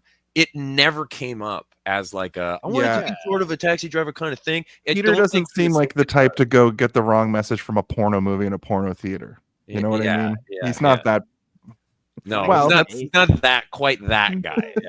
He did take PD once though. He's like, okay, PD, I'm going to take you to your first porno theater. Not because I want to see it, but because we're teaching you about the world. Yeah, this is how anatomy works. One remaining porno theater would be in London. Let's be real. Yeah, agreed. Yeah, I mean, my draw from that is like, you can draw parallels from almost any movie about an antisocial weirdo back to Taxi Driver. Like it's a really easy line to draw. So are there Taxi Driver vibes? Sure. The idea that he doesn't understand other people and he's a dark-haired, thick-eyebrowed, handsome man. Right. Those are the two. Well, you don't shave a mohawk and say, "You looking at me? You looking at me?" You should have done that at the end. Fucking hide guns and knives and shit all over my person. Like I don't. Yeah. Also, I'm not burning flowers in my sink or whatever. Yeah. So the next sequence is where you go see the family. Can you give us some insight on what Steve mentioned it You know, my interpretation was that you had some friend. Now, I don't think it's the friend from the flashback necessarily, unless these people were your foster parents. Wait, maybe. Is that a flashback? I was confused. Oh, that's like a real, like, it's sort of Christmassy time. I'm going to have dinner with my folks thing. No, I think Steve means when the two kids are on the screen. I thought the kids were you as a kid, but we'll talk about that. Yeah, that's a bit later, but yeah. But for this segment, is this a situation where this was like you had a friend and these parents kind of were nice to you and you would have dinner with them, and like just share some insight on this segment? Yeah, it's a bit. Should we tell our interpretations first, or? Well, yeah. I mean, what do you think, Steve? Because mine was. Go ahead, Jason. Just sorry. I was just had Mark gave me started to say permission, but I'll give you permission. Well, I thought we had a clear vision of what he thought. That's all. I just didn't want to go. Yeah, each of you tell it if you'd already told it. But Jason, please go ahead. Just I had already kind of just mentioned what I thought it was. I thought that either it was this you and the other kid were your literal like foster parents, or you just had a friend and you'd go over there all the time and you were also friends with the parents. So you, after this kid passed away or got beamed up by aliens or something, you would go back and and still have dinner with them. And but then I've solved the crime of all the dog murders. Beam me up.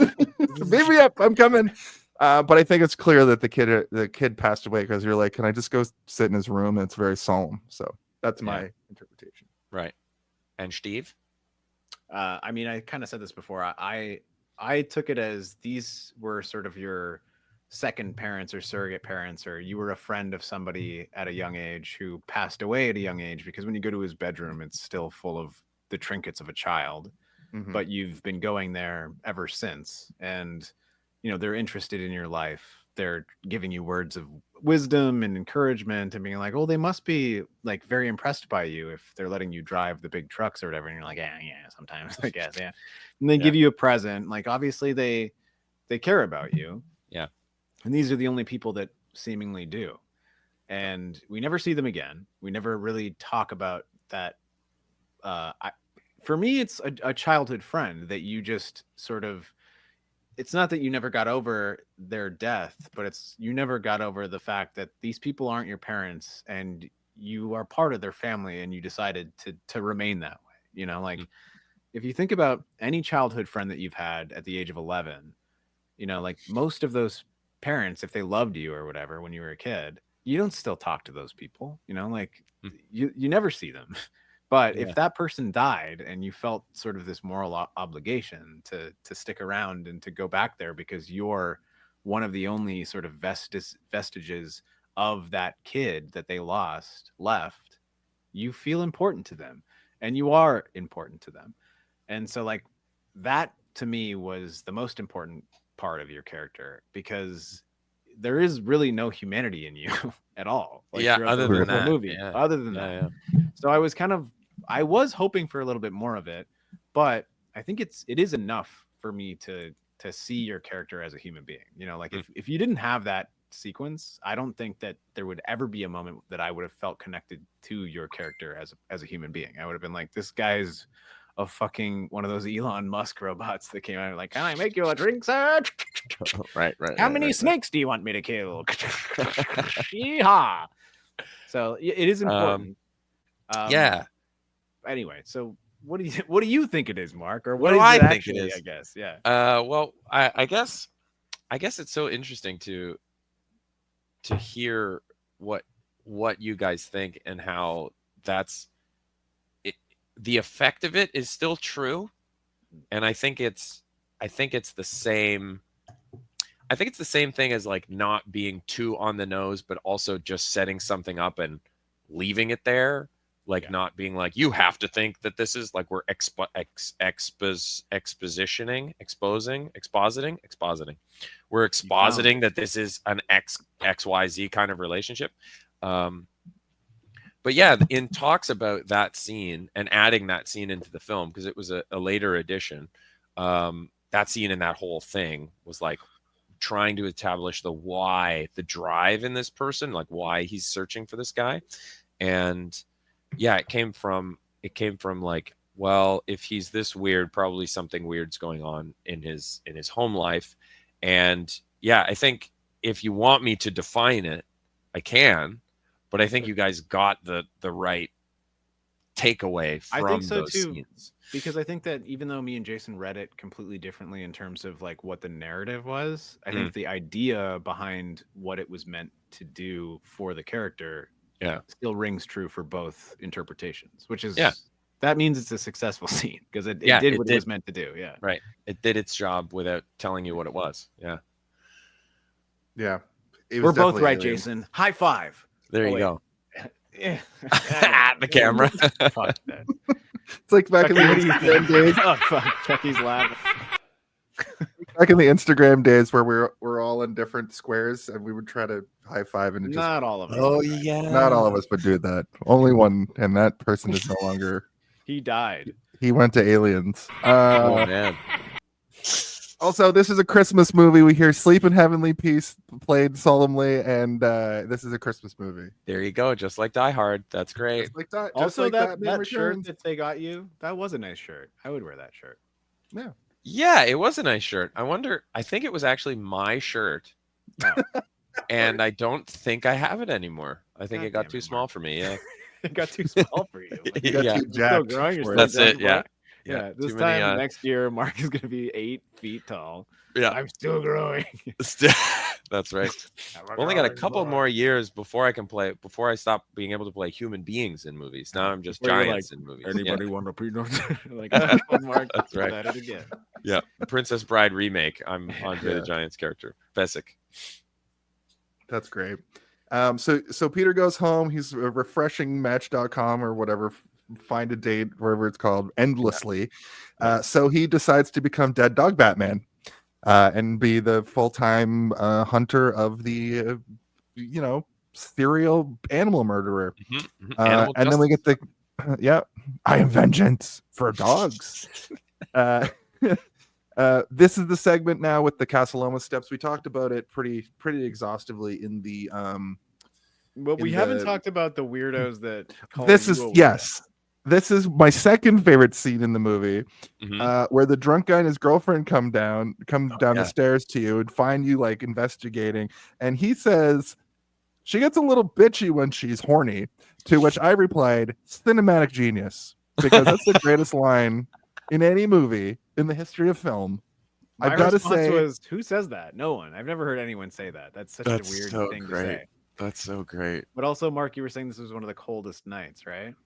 Yeah, I could tell because everybody was so nipped, like Rosie. They all looked and sounded so cold, and I'm like, this is actual Canadian cold right here. Like this isn't acting. These people are frigid. Yeah, I think we would have got fined for like endangering the crew on that day. You know what I mean? If it was, we handed out glove warmers, officer. You're going to jail. Yeah. Something about there's like a really cool montage that happens right around there that has the Baldwin step sequence in it, and in it or around it or before it, something like that. It links up with this thing, and in that scene is the only time that we see me eat anything in the movie. And it's just like one goofy fucking handful of French fries, chew, and then it moves on. I remember that now. I was like, "What do you?" Yeah, I remember now too. Yeah. So he subsists off of French fries. We know. Yeah, that's it. His diet's not great, right? He probably are you in a car when you do it? Yeah, you're in a car when you do it, right? Yeah. I'm like, just drive through shit. You eat it like a duck. You're like, I am all animals. Yes, exactly. I eat like a duck and I hunt like a hound. Well, I was gonna the wolves thing. I made a note about this towards the end of the movie, but the wolves thing, the idea is that every person has two wolves in them. That's sort of what this idea is based off of, I think. That's not what I thought, but go ahead. Well, what did it like? What's like the working title for this movie?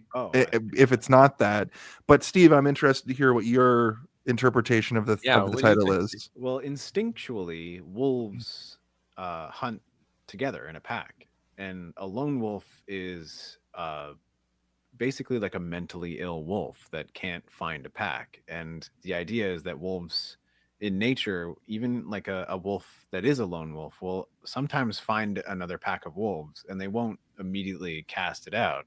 They'll welcome it in, and they'll, become part of the community. So like the way I looked at it is that these are two wolves who haven't found a pack, and they may find each other and become a pack. And like that was what your character's looking for, is to join a wolf pack.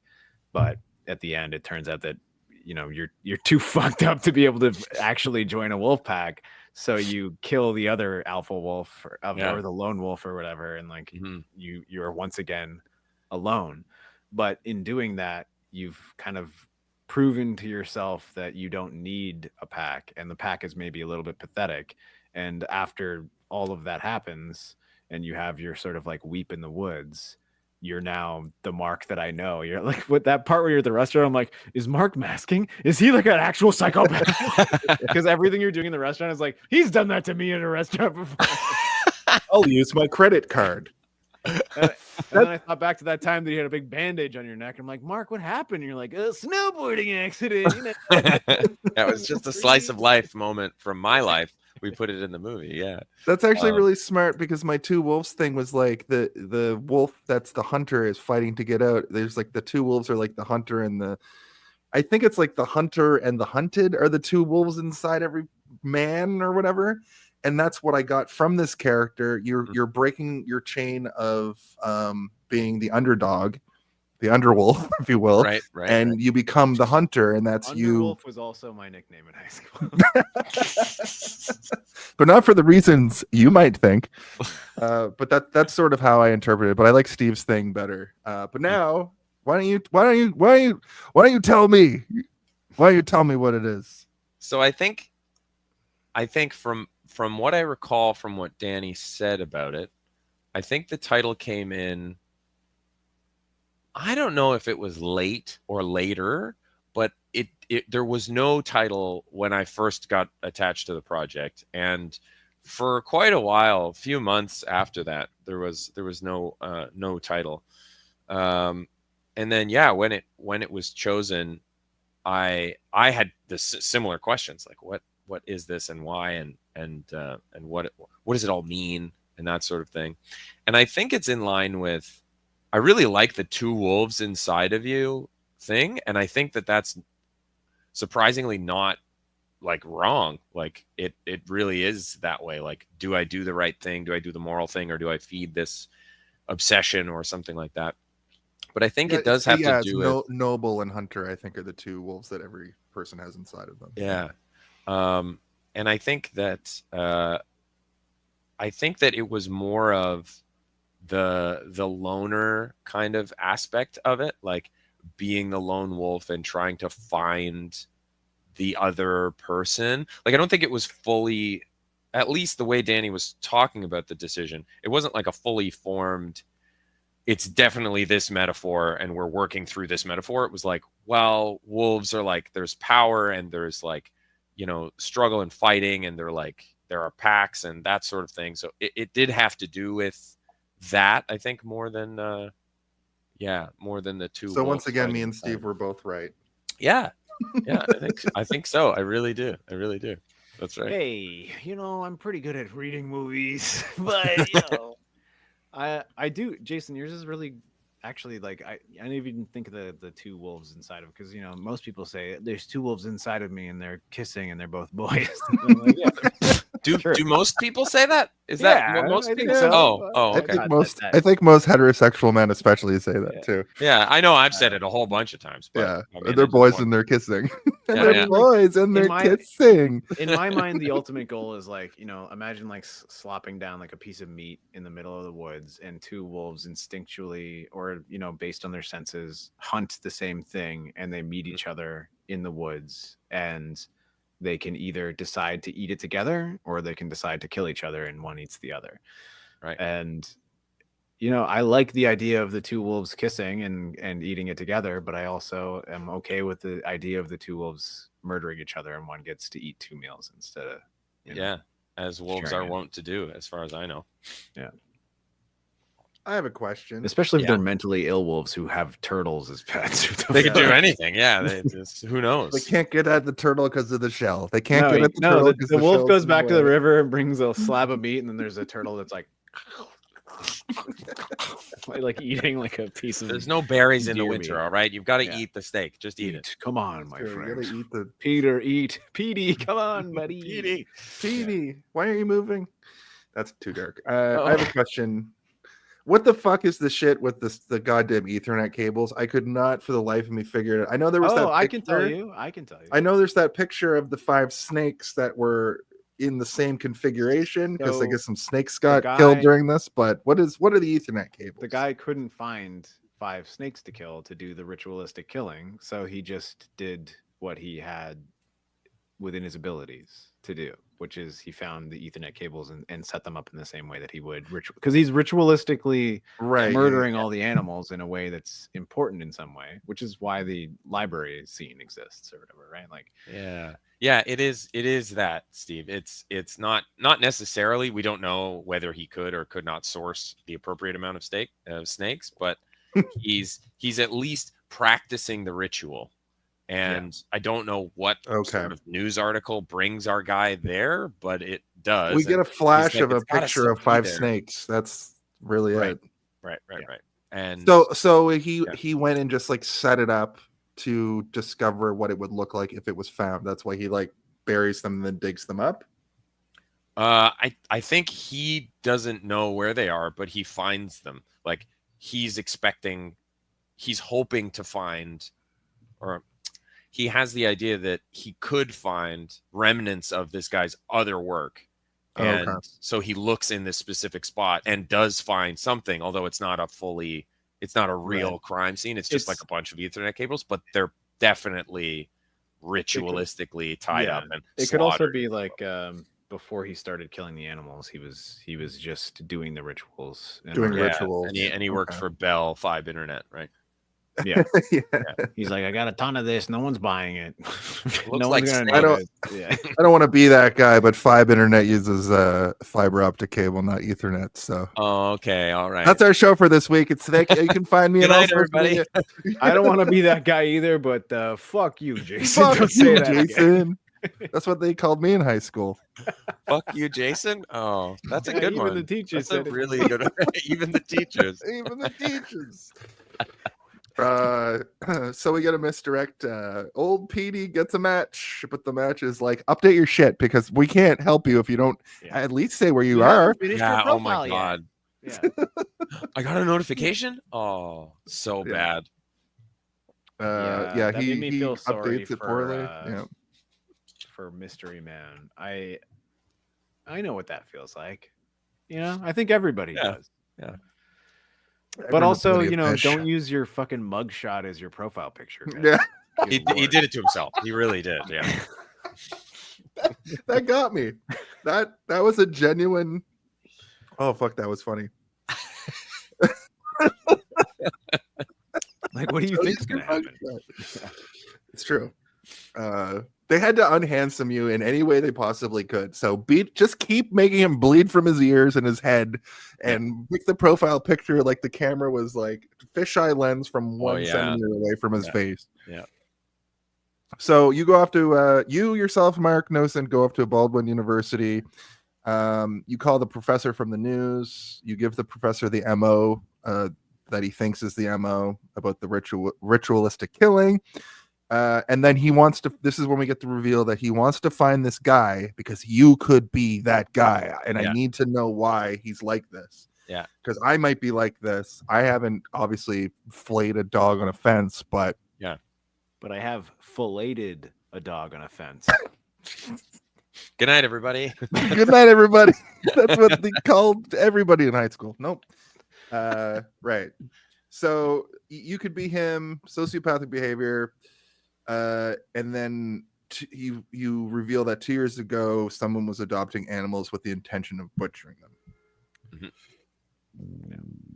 And then there's that scene. Jason, what the Sorry. fuck? He's releasing his inner beast. Fucking frog over there. Yeah. One wolf coming up through my burps. More investigation happens. You call the guy about the gun, which I feel like I also didn't really super wrap my head around why you were trying to figure that out. How did you know this guy had a gun? Because in the next sequence is like the thing with the gun. So describe that again. It's I get the so idea from you call up the guy and you're asking about pellet guns. Oh yeah. And he's like, well, I recommend this for the coyotes. You have a farm. I have a farm. Yeah. I have a farm. I need a gun to kill a coyote. Is it usually trying to find out what kind of like weapon this person would use? I don't know. Yeah. Do you know what I mean, Steve? Do you recall this? Yeah, scene? I mean this sort of slice here is a little bit sort of like, it's a little bit confusing, but like it didn't throw me off from the rest of the story, so I didn't think about it as hard as I think you are right now, where I'm like, no, he knows where the guy's going and the guy's going to be there. So I guess they were trying to cover their bases with like, you're looking to see what kind of gun he might have, or you're either doing that or you're trying to figure out where he might be, or who he is. The way I looked at that whole chunk is like, you're just trying to figure out the identity or location of a person. You're like, when you like or in a video game and you're like and you're kind of like zeroing in on like that's like kind of what I thought you were doing as a character. So my brain kind of was like, don't really worry about this too much, because like there's probably going to be flaws that you can find if you try to, but it doesn't really matter, because what's going to happen is you're going to find the person. And like running time at this point, we're like halfway through the movie, so I'm like, he's gonna have a confrontation with the guy and it's gonna be cool. This is the one moment where I'm like, predictable, I know it's gonna happen, but I'm excited to see it. And by then it feels good. You're like, oh, there's finally gonna be a payoff that I understand. Like, great. Yeah. And also it was good, man. It was really well shot, and the sound editing was sick, just so you know. Like like the music in this movie is very sort of like it's very like electronic, and like I'm typing on a computer like a lot of the time, like that's sort of like the energy of the music. Yeah. And I was expecting like a real kind of like a garagey sort of industrial sound while you're being chased. Yeah. No music whatsoever. There's just nothing. Yeah. It's leaves and you being like, oh fuck. Oh shit. I'm like, oh god, he's being hunted. So I have a lot to say about this next sequence. I do too. I want to know so much. Well, this to me is the big moment of the movie. There's so much that happens here. It starts so small. You're just walking into a field. You put eyes on a guy. At this point, I feel like you maybe don't even know for sure if it's the guy. But as you're standing there, your neck just like, and what you realize is this guy has a silent pellet gun. It's not a gun, like it's not like a it's not going to make a giant gunshot noise. That's like masking all noise as well. And what I wanted to ask you about that train, did that just happen, or did you like wait around all afternoon for a fucking train to go by to like get this shot? The train there, I think there is one. Oh, what is the edit that they did? There's one edit that makes it work, and it's a very simple one. I think it's just a mask of the same shot of the guy in the same location, and the train goes by in a different shot. And then they just put the two of them together. So it was like, oh, okay. Yeah, like near. I think it's that. Don't hold me to it. I don't remember exactly. It was either you or somebody that sent me like the sort of like the digital process of this. Was it you? I don't know if it was you. I don't know. Where would you get it from? Yeah, where would I get it from? Somebody showed me like the process of the shots. Maybe I dreamt it. Wow. That's what I'm now wondering. Do I dream and like, here's the edit, Steve? And I'm like, wow. Here's the assembly cut of fucking. What a shitty dream that is. Crazy. How did they do that shot in this movie I watched? So I thought it was you. Did I dream this? Hold on. I don't think so. I don't think I've seen what thing you're talking about. Am I Petey? I'm not even Peter. I'm Petey. I'm the turtle. Yeah, you're just the turtle. I'm just dreaming about editing. So what I want to say before we get too far away from it is we never see the guy at the supply store, but we do hear his voice. Do you guys know who that guy is? It's me, Steve. Voice actor extraordinaire. No, so, who is it? So I always forget his name, and I should just pull it up. But it's the two detectives from Mindhunter? Yes. So it's the other guy. One? Yeah. Blockhead? McElcanny? The guy who was in Iron Fist? Yeah, that guy. Yeah. Iron Claw. So Danny somehow got in touch with him or just reached out to him. Was From like, hey, look, Fight your Club? work, blah, blah, blah. From Fight Club? Is he in Fight Club? He plays the dad in Iron Claw. Mechanic in Fight Club. Oh, I didn't know he was in Really? Fight Club. Yeah, but that's his voice. So Danny reached out to him, was like, hey, love your work, working on this thing, got a small like voice thing if you ever wanted to do it. And the guy said, hey, yeah, sure, whatever. So he just remotely recorded 2 seconds. He's just like, whatever. I'll just yeah, he just did it for us. So that's awesome. Hell yeah. Yeah. So cool. Yeah. This guy was on Monk. This guy was on Monk over here. He's like a real actor, you know? This guy's a regular monk. You know what I'm saying? Oh, it's it's Fritz von Erich. Yes, okay. I got it. I'm 5 times. I know. I was like, what's Iron Claw? That's what I was thinking. Oh god. One of my favorite movies. It's a wrestling movie. It's the best wrestling movie. Remember when I said he looks like a Minecraft character? I still haven't seen it. He looks like several blocks on top so of fucking each other. good. I thought when you said Iron Claw, I thought Iron Fist, and I was like, that's not the guy from Iron Fist.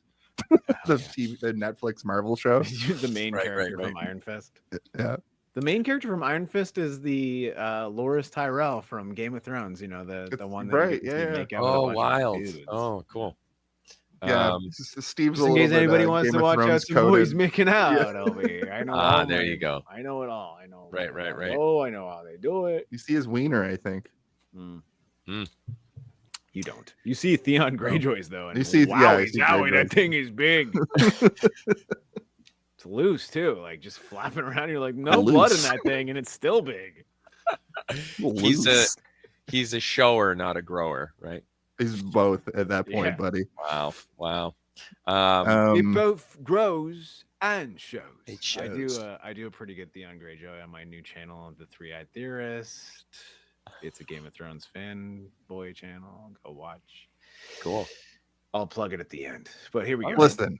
This man bleeds from his neck and doesn't know how it happened, and it's one of my favorite things I've ever seen. And you get so spooked. Confusing though, like as an audience member, because you're like, you want to hear that satisfying, like, you know, you want to hear the echo of shotgun across the field. Yeah. But he's like, he looks down and his hand is bleeding, and he hasn't even sort of like registered that he just got shot in the fucking neck, which is maybe one of the worst places you can get shot. Really bad. Don't recommend it. Yeah, it's bad. And then when he looks up, the guy is like aiming down this is such a good, this is again like a Fincher. This is a Fincher level cinematography setup. Like everything that happens here is like so deliberate and so well done. You turn and run, and it's like you hear the crunches, and you're like expecting it to be like you're like you want the music to be there, but it's not.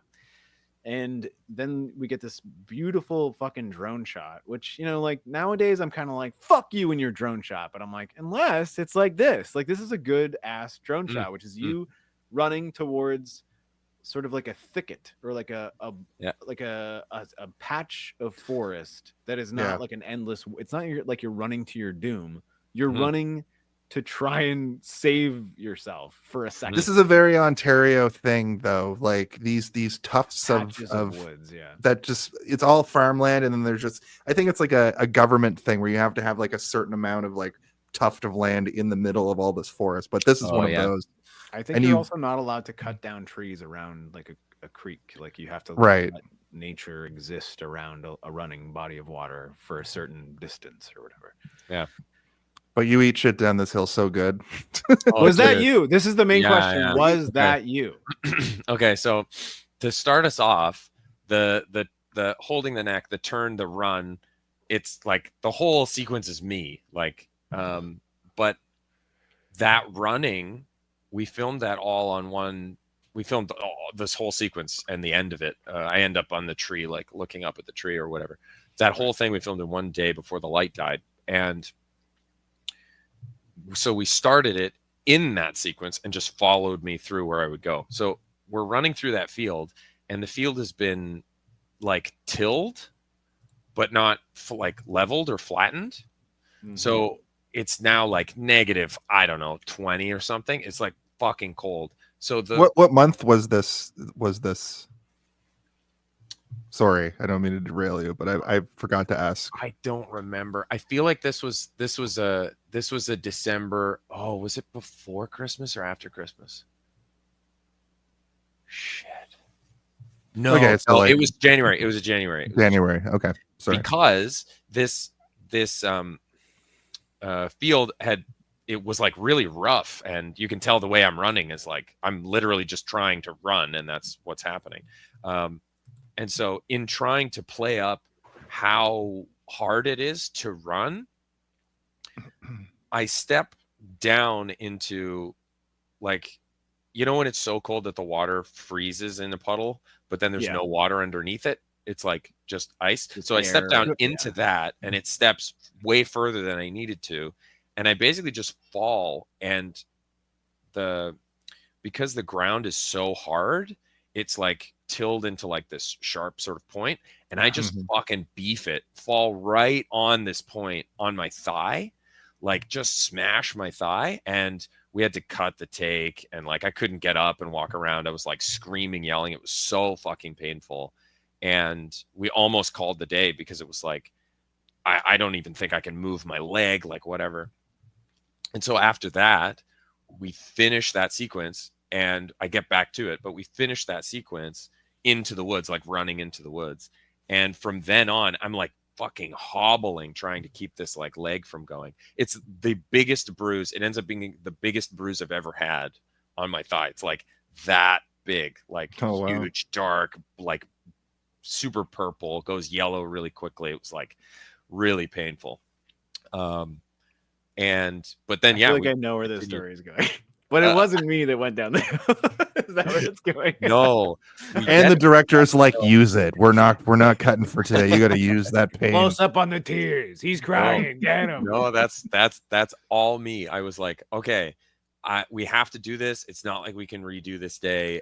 So you're all fucked up, and then you have to fucking eat shit down a hill. And I fell down the hill. Yeah. No. So we get there, and I'm glad you think the fall looks good, because I had my concerns about it. So I think we did it. Did we do it 3 times? Mark, it looks so good that the day that I watched it the first time, I like typed a long message at you being like, holy fuck, did you do that? That was crazy. I know that a lot of people don't do their own stuff. And like I went through like this long thing, and I was like, this is dumb. I'm not gonna send it to him. I didn't send it to you. Oh, that's too bad. Because I just assumed it wasn't you. You're gonna that was also probably 4 o'clock in the morning when he was about to send it. So don't reveal my life to people. Sorry. Yeah, no, that was me. I think we did it 2 times, maybe 3 times. And yeah, the trip was good, and rolling down the hill. You had to roll down that 3 to 4 times. I think it's 2 to 3. 2 to 3. Okay. I feel like if it was 4, I would just yell 4 every time. I did it 4 times. I would have like. I did it 4 times. I had to make sure we got it on my body. Like if we get a 5th, it's crossed. Yeah. Either you get it in 1 take, or it took 15 times to do it. Yeah. No, we did it in a few, and I think they thought the first one was good, and I was like, no, I can do it better, and went and did it again. I think that's what happens to me. If I get hurt or something goes wrong, and it's like all about me having to do it, I'm like, no, we're doing it better than I would have done. You're like, I already fucked my leg up worse than it's ever been fucked up before, so I might as well just roll down this hill. Fucking doubling down. We're doubling forward here. Let's go. Yeah, it's good that you're only doing it on weekends. You're like, I'm going to be laid up for this week. I may as well. And then you go to work the next week. You're like, I was filming a movie, and they made me roll down a hill a million times. I definitely didn't trip and just hurt my thigh on a little frozen piece of dirt. Yeah, I make up that I'm an actor just so I can have that like excuse. I need Monday off. I'm an actor. Yeah. And then I land at the bottom of the hill in the water. And so walk us through that too, because that's also a really impactful scene where you like land head first in this like stream, and you roll over still in the stream with your like the back of your head in it. I thought maybe there was something under your head the way that it was shot, or like you were able to keep your head on a rock, but it looks like your head is in a fucking frozen stream. So just give us a also little is. insight. I gotta say, Mark, good eyeball work in the sea. Oh, this thanks. Is good. Yeah, This is good. Like, I got fucked up eyeball work. I'm like, he looks fucked. Yeah. Sweet. He hurt himself. Yeah. Good. Okay, we like that. That's great. Yeah, what can I say about that? That was what I literally had to do, and I think they fudge it a little bit just to get the speed of my head hitting the rock. Hitting it, Right. Yeah. Like, I think they do that because it is kind of like fucking hard. Like it feels, and I think the sound helps. But yeah, it's good. Yeah, it's but yeah, other than that, it's like, you know, the finishing of the fall, the hitting the head, and then the rolling to the side. We're just like literally at a creek and the water's flowing like that, and they're like, okay, it's gonna be really cold. Do you want, like, they were trying to like solve my like discomfort, and I was like, are we like good to shoot? Like, can we just shoot me doing this? Pocket warmers, like, and yeah, exactly. Lay down I'm just fucked. Like, it's gonna be fucked. And so yeah, my head goes into the water and it just stays there. And I think we did that 2 times. I think we filmed that twice. And then you get yourself a great movie poster, because you see that in a movie poster, and you're like, what the that's fuck, this man? movie It's poster, me. you guys out there. That's the movie poster. That's it. My eyes. I'm rolling them around like I just hit my head over here. Over here. Yeah. Let me see if I have the poster here. No, I don't. Never mind.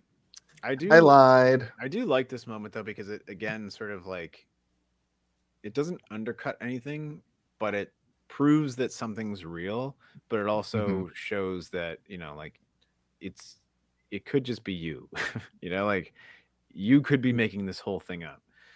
And I don't know if that was the intent of this movie, but it is successful if it wasn't, because there's a moment where you're like, holy fuck. And then it's not like you're like rolling your eyes to be like, I'm still fucked up. It's like you deliberately close your eyes and you're like wishing that person isn't there. Like, that's kind of what I thought your character was doing. Like, please don't be there when I open my eyes. And when you open your eyes, he's not there. And you're like, fuck. And instead of being relieved, you're like, fuck, am I crazy? Oh, no. Like, yeah. if I imagined all of this, like, what the fuck is going on? No, it's that moment there is obviously recovery from clearly a concussion. And then he comes to realizes where he is and what's going on, and he looks up at the top of the hill because he's just being chased, and he sees the silhouette of this guy. And the closing of the eyes bit is not like, oh my god, am I seeing things? The intention there, at least my acting intention, what I was sort of told was the situation was like, he's about to shoot me. Like, he's about to come down and kill me. And I'm like, I'm like, it's like you're about to get hit right by a car. You're like, whatever. So it was like that moment, and I held for however long, and then you think like, what's happening? Nothing's happening. I loved that too. Yeah. Like, you close your eyes and you think he's there about to shoot you, and then he's gone. Yeah. He's a Batman. He turns into a Batman. Yeah. See, like, the reason that I think it's the Batman of it made me be like, you're closing your eyes because you know you're gonna get shot, but like, you're also being like, please let this not be real, because everything about this part seems surreal, like from the way it's shot to the way that you're sort of dealing with things, even all the way up until the next sequence, which is just me when I deal with like an ingrown hair on my face. We'll talk about it. Have you ever considered playing Batman, Mark? Have you ever considered it? You might be a good Bruce Wayne, and you might be an even better Batman. Just saying. I think I could do a pretty good Batman. I think my Bruce Wayne would be better than my Batman. I think. Yeah. Because, you know, the Christian Bale kind of Bruce Wayne, where he's like, hey, you know, you can tell he's like more gregarious and like totally outgoing. And then you brats want to bang or what? I'm gonna jump in this fucking pool right here. That kind of shit. He says that in The Dark Knight Returns. The Dark Knight. That one line, the eponymous line. The Dark Knight. You guys want to bang in this fountain? I just bought it. Just the fountain, though. That kind of happened. That's kind of exactly what happened. So pretty much, yeah. In The Dark Knight Rises. Your lady friends need to leave. I own this hotel. Wow. Nope. Yep. Mark goes home. Nope. Mark does not go home. Pete goes home and does not go to so this also makes sense that you are in an American town now. I was like, in Canada, you just go to fucking, you just go to emerge. Go to a walk-in like, and like, fine. yeah, it might fine. take 6 hours, but they're gonna at least triage you. No, you're definitely in the States because you're like, fuck that. I'm too poor to go to the doctor. Yep. So you go home and take this. That you just like That's not how I read this. this. I'm still in the mindset that this is a Canadian town. Yeah. He just forgot his health card at home. That's all. No, like, no, was no. Gonna have trouble. I think that he's more concerned about the implications of what's going on here. He's like, I'm hunting a man who is now hunting me. If I go to them, they're going to ask questions. How did you get shot in the neck? And I'm not going to be able to solve my pet detective. You don't hunt people.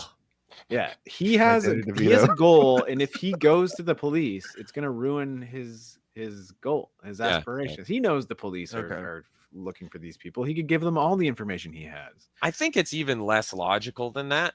Probably, it's more like, ouch, dangerous thing. I don't talk to anybody. Go home, get out. Like, I've done stupid shit like that before. I got and everything this guy does is pulled it out. Like, fuck. Everything this guy does has to be the most intense moment of his life too. It seems like everything is just like live or die. Yeah. I watched Live or Die was also my nickname. Live or Die, nice. Yeah, live or die. It's because I was suffering from liver failure. No, yeah, he was always drinking green sourpuss, right? So live or die constantly. Yeah. I watched Prometheus right around the same time as I was watching this over the last couple days for the first time, and there's a very famous scene in that where what actually probably happened was that he watched half of Prometheus and then watched half of this and then watched the other half of Prometheus and then watched the other half of it. That's fine. Don't tell my life or whatever. No, from here on, your notes are just the rest of Prometheus. Yeah, like, just like, well, I'm like, and then there's like this weird tall alien, and he's got a weird. So, what was face. it like working with Ridley Scott, Mark? No, like, somebody's drunk, and it's not me. What's happening here? Yeah. The scene where you're pulling, like, this is it's more of like a drama thriller, but this sequence is very much horror. This is a horror moment. Yeah, it's and there's a famous scene in Prometheus where she like does surgery on herself to get like the alien embryo out of her stomach. This shows a cesarean. Yeah. And I watched those two scenes in such proximity that I had the same like visceral reaction to both of them. Oh man, you know, like because it's very slow and deliberate, and you keep trying to do it, but you can't do it. And when you finally do it, you do it, and it ting ting ting into the sink, and then you don't even like react. We've seen you like scream and have all these like really heavy reactions to things in this movie, but you don't even react the way I thought you were going to. You just sort of like brace yourself more than anything, and then collapse. Yeah. Another very well fucking executed moment in this film from a person that I've known for 10 years.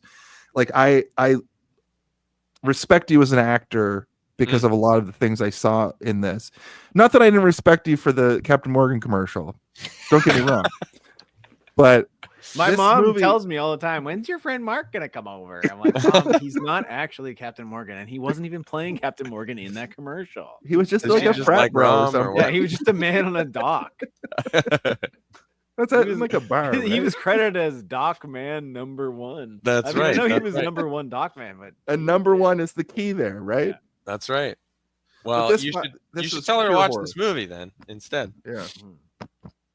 Well, thanks, Jason. Yeah, that was a really good scene to film. That's like maybe the most, I don't know, fun I had. You know what I mean? You got to let loose, but it was all like you don't want to scream because you're in an apartment where the walls are like paper and that kind of thing. So there's neighbors are like, "What's going? Is somebody pulling a bullet out of a wound over there?" Sounds exactly like. But like it becomes a Saw movie for like 10 minutes, which is like in this like really like good mystery. It's like a solid like 3.5 minutes of you trying to pull this thing out, though. Like it feels like that. Yeah, it's long. And I really like the framing from behind there. You get the up close stuff, but the framing from behind is really good, and that gives you a lot of the like he's mad, like, you know, you just got to do the thing, but you can't do the thing, and he gets mad and like hits the sink, and it's like, okay, go back to it and whatever. Like that was all like they just like let me play and like do that. And with I the think blood that's falling obviously down the best into the sink as well was a really good visual. thing. And then Mhm. like But I said, think, the little like bullet. That's Ting, ting, ting, also ting. one of those sort of like realistic moments of like, I'm not going to say that everybody has had to do something like this to their own body, but like, Yeah. you know, like you've done something uncomfortable to your own body where you're like, it's too painful, it's too hard, I don't Yeah. want to do it, and you Yeah. keep stopping, and Yeah. you have to kind of hype yourself up in the mirror. But there are like a few moments in that scene where like you're looking at yourself being like, I'm gonna do it, I'm gonna do it, I'm gonna do it, but then you also like look away from yourself, like the guy in the mirror is like hyping you up too much, where you're like, no, Yeah. I can't look at him while I'm Yeah. doing it. It's very, very good. That's great. I think when I first watched this sequence, I messaged you being like, this is some of the greatest fucking bullet removal I've ever seen. Yeah, Like, yeah. it is. It's very That's good. sweet. Man. It's very good. That's sweet. Yeah, I wish it was a meteor bullet, but whatever. I'll take what I think it also helps that like Yeah, throughout but the rest of the movie, your character is so sort of like reserved and subdued that seeing this kind of like pain out of him is like, it's so different than what's going on everywhere else. That so I have to go to the bathroom in real life right now. Me too. Okay, I'm gonna go. I got and do this. That. Okay, I got this. helm the ship for All a moment. Jason, me and you. Hey, welcome to Hey, did you see this one? For this segment only, we have no guest. Oh, we have no guests. Do you want me to? I can move up the plot ahead just slightly. I think we got move it everything ahead a under the bit bullet because moment. I think we're going a little bit too hard on the bullet removal. Even though I love the ding when it hits the, because it's Ding, such ding, a ding. tiny little. Yeah. It's not even a real bullet. I mean, it can't be, right? It's those same bullets that guy used today. Am I right? Oh, not to date the episode. Well, it's a pellet gun because it's made for like hunting like birds and wolves or coyotes. Well, the next scene is the other thing. I hope he comes back as I'm explaining this, because it's I know that Mark wanted to talk about this a little bit, but the boss comes back to collect the money from the Swarovski. He ridicules Peter. I wanted to ask a question to Mark about the choice of what's on the TV, which I will in a second. But I can do a pretty good impression of Mark. Oh, hey, you're back, up, buddy. Can't tell if that's offensive or not. I was just curious, the same way that I asked about the train and a lot of the other choices for like background stuff. Yeah. Was the thing on the TV here, because it's just like infomercials? Do you have to like thigh legs thing, like the thigh legs or whatever, like that's playing in the background? Yeah. Yeah. Do you have to like? Was that like a thing made for this movie? What is there like some sort of stock legally able to be used on a television in the background? Does that infomercial have something to do with the this is a question that Mark is not qualified to answer? But Okay. Mark, tell me, like, is it part of the story, or is it just static on the TV? Is this like that's all I wanted to know. In the Quentin Tarantino universe, is thigh legs gonna show up in the next? You know what I mean? Movie? So I hope so. I think there might be a point for that to show up in the next movie. But from what I recall, that I think is a thing that Danny made and put into the movie. So if I remember, you answered my exact question.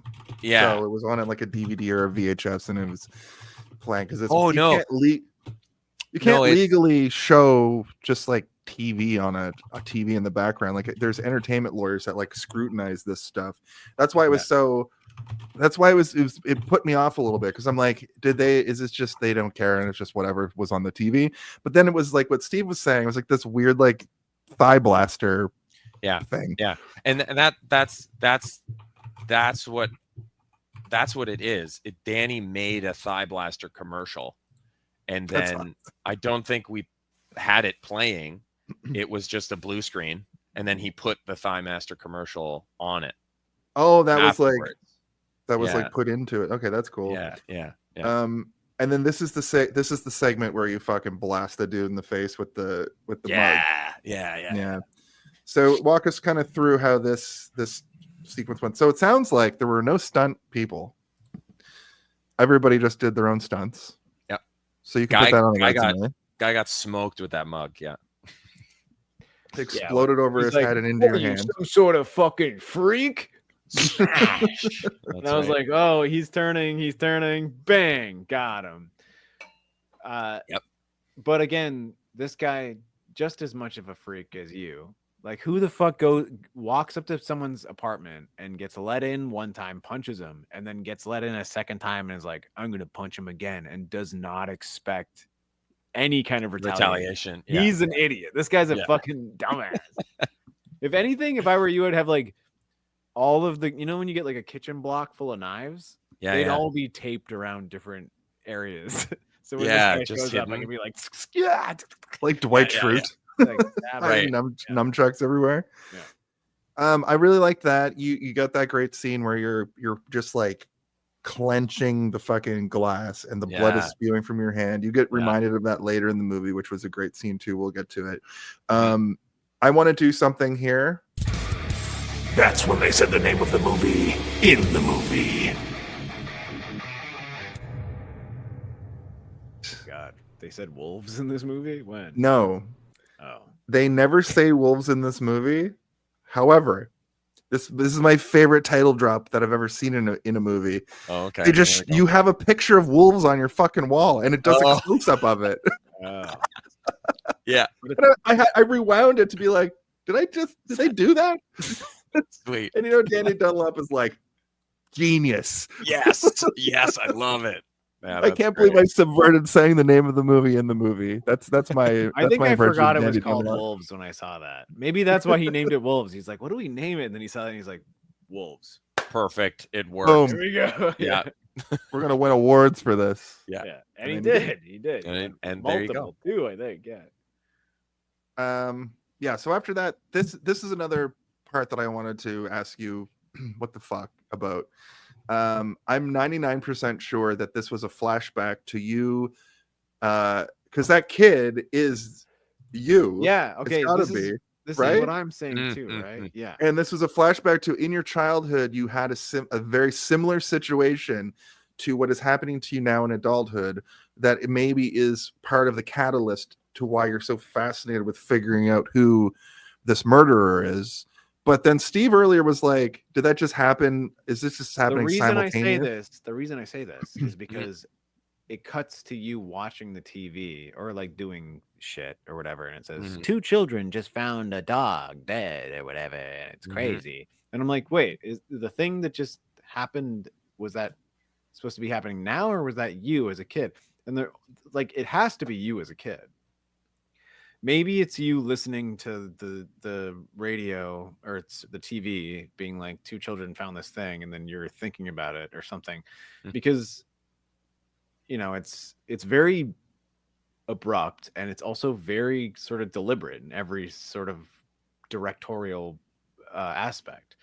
And then the end of that sequence is a kid with dark hair who looks like a little baby boy version of you. He's wearing a red coat, and the inside of your coat is red the whole fucking movie. And like, this is, and the kid, you have the same hair. He looks at the other kid. He's like, dun, dun, dun, dun, dun. Wait, hold on. I forgot that I have this. He does this.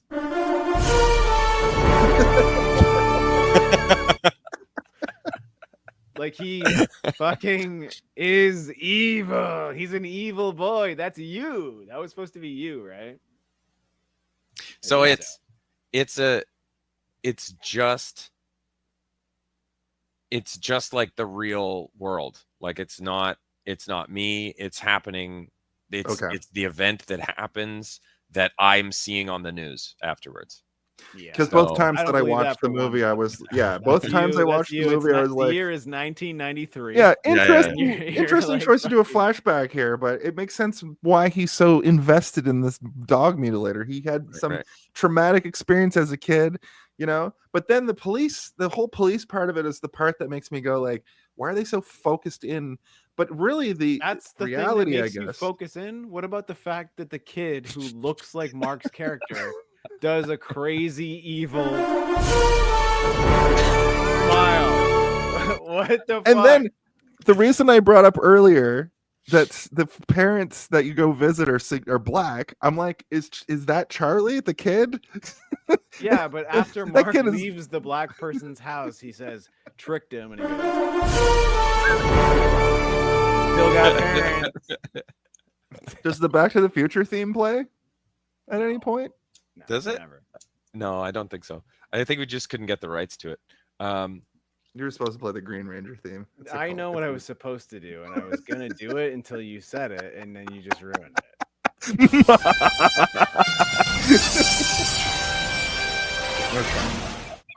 Sorry. Go back and watch your old episodes. It makes sense if you watch every single 4-hour episode of this show in a row. Okay. Okay. Anyway, sorry, Mark. Go ahead. Okay, so funny it's another one of those things where it doesn't tell you. This is maybe the most overt one where it does tell you that this is a thing that happened. Happening right that, now. Yeah, that doesn't focus on him, but is so evocative of his past, his story, that it's like cookie cutter. This is him, basically, right? Without it actually being him. Right. It's like, it's not a flashback to his actual life, but it's the like reason why it's presented that way is because you're supposed to sort of be like, is this a flashback? But yeah, I like that a lot, because you show that, but then if you have $1 million budget, you can show like that same sequence of those two kids that are happening in the time period of now, but you can also show the jackets are all of a sudden snowboarder jackets from 1992 or whatever. Exactly. Like, I want a snowboarder jacket, Mom. And then like you can cut between, and like he's watching something and imagining what was happening with those kids, and then remembering back to his own life. Yeah. So I think that in terms of what you've explained, Mark, what you thought, Jason, what I thought, I think all of them are correct. I think we're all right again. Yeah. It's so interesting that like the common theme is like your own interpretation is like kind of right no matter what. And I almost kind of wanted to like Mark about it being like just okay, sorry, go ahead. I was just gonna say what Mark was saying is like the director didn't want everything to be so hold your hand. It's a very, very much a show don't tell situation, to the point that you have to sort of come up with your own theories. But yeah, what did it feel like? It felt like a flashback, right? Yeah, whether it was or it wasn't. With that has the upside down shot too, which is like very different than anything we've seen this far in the movie. Yeah, that's right. Yeah. What were you going to say, though? It's a flashback, guys. It's a flashback. Yeah. Fuck all right, sure. Mark, I know you were in the movie and you have way more on authority, like ideas behind this, but it was a flashback. And if you don't believe it is, then you should have been fired from the movie. Okay, all right. I'm sorry. They didn't even consult me when they shot this. Well, they should have. They should have been like, you're not even in the scene. No, not at all. I have nothing to do with it. I never even met those people. I have no idea. You're telling me this wasn't some sort of like Aronofsky fucking like they didn't film you at the age of 12 or whatever? It wasn't me. It was the one-armed man. I didn't know we had that one. That's great. Well, you can only play it for 1 second, or else. Yeah. Then we get the super realistic reporter on the news. It stuck out like a sore thumb compared to all the other TV stuff, but this like actor who's just like, we're having reports now of another sacrifice has been made, and this could be the reason for the animal murder as a sacrifice. I thought it was a really funny. The reporter in this next segment looked really fake, is what I'm trying to say. Well, it probably was fake, Jason. It's a movie. Yeah. It was all done with AI, actually. Yeah. 5 years ago when AI wasn't even Yeah, a thing yet. I honestly You guys are don't even- innovators. Sorry, I don't even know what you're talking about. Like, what was it? Was the There's just a scene. There's the next thing is like he's just watching the news again, and there's a woman on the screen like just reporting. I think this last dog murder. Like No, literally, I it- should have. he's feeding his turtle, Yeah. and he's like, this is Mark. Yeah. For him, for the next Totally. like few scenes, he's His legs all doing fucked. this, and it's so good because if you got shot in the neck, you would be doing that. So like, Yeah, I like it. you're not moving your head around. I can't for sure. tell if you That's were doing Batman. it so that you didn't ruin the bandage, or if you were just like doing it to be like, I don't want to spend another fucking 15 minutes in the makeup chair while they're like powdering up your band-aid or whatever. But yeah, she's saying what happened, and What she's saying, what happened in that last scene? Like, do I like know it's media like what Mark said, literacy? it's vague enough in the flashback, which is most definitely a flashback, to what she's saying. She's not giving any information. She's just saying 2 kids found a thing, and he's Right. like, oh fuck, what the fuck.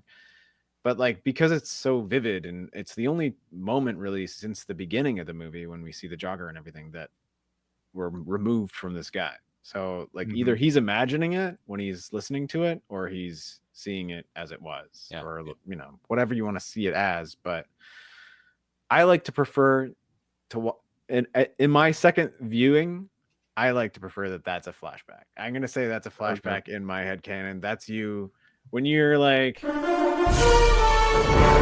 that's you as a kid. That's you as a kid, loving that you killed that dog. And it's a Darren Aronofsky thing where they filmed that scene of you 25 years ago. Yep. So you go to Baldwin University.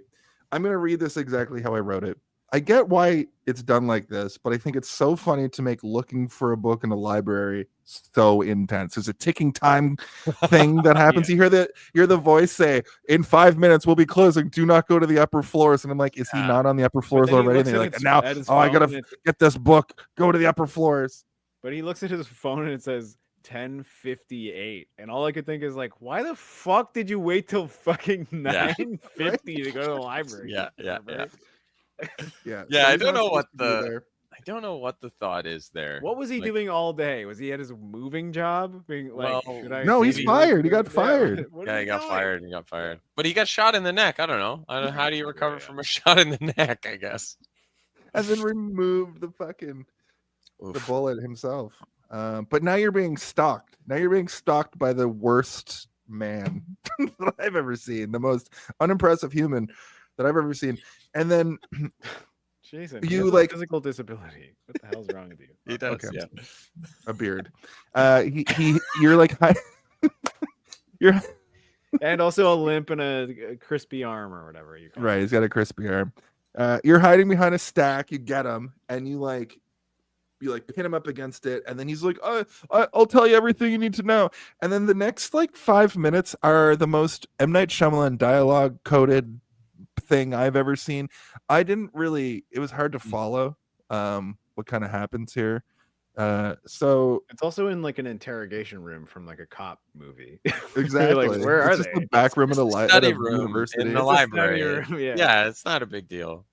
And this is the point. Go in there, if somebody talks in there, you slam the table with your fist and you go, study this. Yeah. Where is she? Yeah. Where's the information? And then I wrote, is this Mark's character thinks every single fucking moment in his life is an intense life or death situation? Because the music during this, Steve, you're a sound design guy. Yeah, you're a sound. The music in this was also Batman. Yeah. No, yeah, this whole moment is, I think it's extremely well done until No, it's well done. Don't get me wrong. I'm being funny, but you asked me a question. I'm trying to give you the fucking answer, you son of a bitch. I'm a pervert. He's a pervert. He's a pervert. Everybody throw your hands in the air for the pervert. Okay. Jason's a pervert, and Mark, our friend who's in this conversation right now, is hidden behind a wall. And he's scared. And he's looking down, and you see like it's an out of focus, like they do like this sort of I think it's like an anamorphic distortion on the person that's coming, right? That looked like an anamorphic lens. I could be wrong. I don't know. I could be insane. But I wasn't behind the camera. I'm not sure. The boxiness of it. Out of focus is like a character in this movie, though. It's used so well for so many things. I know, but like in anamorphic lenses, it's square, right? Like, isn't that the aperture is square in anamorphic, or am I wrong? I think that I'm correct, but I could be wrong. I don't know. Anyway, it makes everything about it looks like that, and he's like, meh, meh, meh. And it looks like a weird like troll coming for you. But the closer he gets, the more normal it looks, and us as the audience is like, "Oh, Mark, don't do it, don't do it. He's just a regular guy, Mark." Like we're watching this, and you're like, and then he shows up, and you're like, "You son of a bitch!" And you like slam him against the wall, and he's like, "It's you, it's you." And then that's where I'm like, what? Yeah. This is where I'm like, what? That's me too. And I think like, that's you were the one that tipped off the professor. Yeah, and then they have a conversation here. He thinks that I'm the guy. Yeah, the right. Guy who okay. Yeah. So he's like, oh my god, he's like, you came in here, and I looked over your shoulder, and I saw you were looking up animal sacrifices. You are the murderer. This leads into my like American Psycho sort of theory as well. You don't have to play it, but here, I'll do it for you. I wasn't gonna play say it. I know. But this scene, it requires a lot of thought and a lot of paying attention simultaneously to realize that he's basically accusing him of being the animal mutilator, and Peter's like, but the scene is also giving you more information at the same time. I think this is the downfall of this scene, is that I thought it was going to be a revelation, but it's giving you more information while also trying to reveal things to you at the same time, which makes the information that you want versus the information that you're getting that's new become convoluted, and you don't know what's going on really. It became confusing for me. I love everything leading up to it, but the conversation between the two of you also is kind of like it's like I was saying before, where it's like the movie's not giving you enough, where they're relying on you to figure it out. But I'm also like, I'm not that smart, movie. Please give me a little bit more. Like, please, I just need a couple more scraps. I swear to God, I'll figure it out if you give me a couple more scraps. Yeah, I remember that scene being. It was a good day of filming, and he's a good actor. The performances are good. I'm not saying anything wrong with the performances. I'm saying that the information that's being given is not enough. It's a bit weird. Like, now that I've watched it 6-7 times or whatever, and I was there on the day listening to him say the words, it is like there's a lot of like. It really. His name is Alan Dobresu, by the way. I just wanted to throw that in because he was good. Yeah, he's good. I think he's in Fargo, season. Can't remember, but one of the seasons of Fargo, he's in it. Yep. He, like what the reveals from what he's talking about are like, okay, like what are we doing with this information? So, okay, he knows you're not the guy, like, and stuff where he's like getting right up to the point of about to give you a tidbit, and then he's like, "But I can't tell you that." Like, what do you mean? Tell me. What the heck? Why are you not telling me? Yeah, why are we in the audience room? I don't care if you tell this guy who's in the movie. I want to know, me, Steven, the viewer. I need to know a little bit. Tell me instead. Yeah. It did feel like that. And in the end, what do we come away with? We come away with the from that scene with what? That the guy looked up books here. He looked exactly like you, which he doesn't look exactly like you, which I was expecting the end of the movie to be like you and you. Like, that would have been crazy. 2 marks. So I was like, oh my God, 2 marks. So that would be funny. Wait for my final thought. You're going to have your mind blown by that too, but go ahead. but we get the character's name out of that. That's true. Right? Yeah, we Nate don't Wells. get it within that scene, but we walk away. The audience walks away with it, and it goes up on the wall or whatever. And that's where you pull like me trying to find my childhood best friend, and I still haven't found him to this day. Terrence, if you're out there, I love you, buddy. I really wish that I could know you. Yeah, Brian Crocker, if you're watching this, I'd like to have a conversation with you. You got me into wrestling, and I never heard from you again. Aw, that's so sweet. Yeah. We gotta. Terrence, you got me into ritualistic snake murder, and I've never looked back, man. Yeah. Life's good. I've been lining up Ethernet cables since that day. Yeah, practicing for when you return. Yeah, so we get his name from then, and then what happens? Then the revelation or the realization of like his phone number, comes from that one conversation out in the snow dog. With whatever. He's like, oh, my phone's not working, just text me on here or whatever, something like that. He's like, oh, phone, different number, right? Different number. Where would he? And then to me, I don't remember exactly how the scenes work out, but how he figures out to call the adopter. You don't remember this? This is like the main thing I remember from this movie. He said he doesn't remember how he figures out how to call the call of the adoption. I remember that, but I don't remember like if the movie shows us well enough or clearly enough that that's definitely what he's about to do. It absolutely does not, because I don't know. No, but but it's fine, because that line of logic makes perfect sense, especially where this guy, I wrote that he goes into Nate Wells trance mode and calls the animal adoption place to get the Nate Wells address. Then he goes there, and he does it by just being like, can you just let me know, I'm gonna adopt another pet, can you just let me know the last address that's but we have the actor who is in the movie right here. Yeah, I'm trying to do an impression of the actor. That's okay. I wasn't. I was doing me saying it. But I agree, Jason.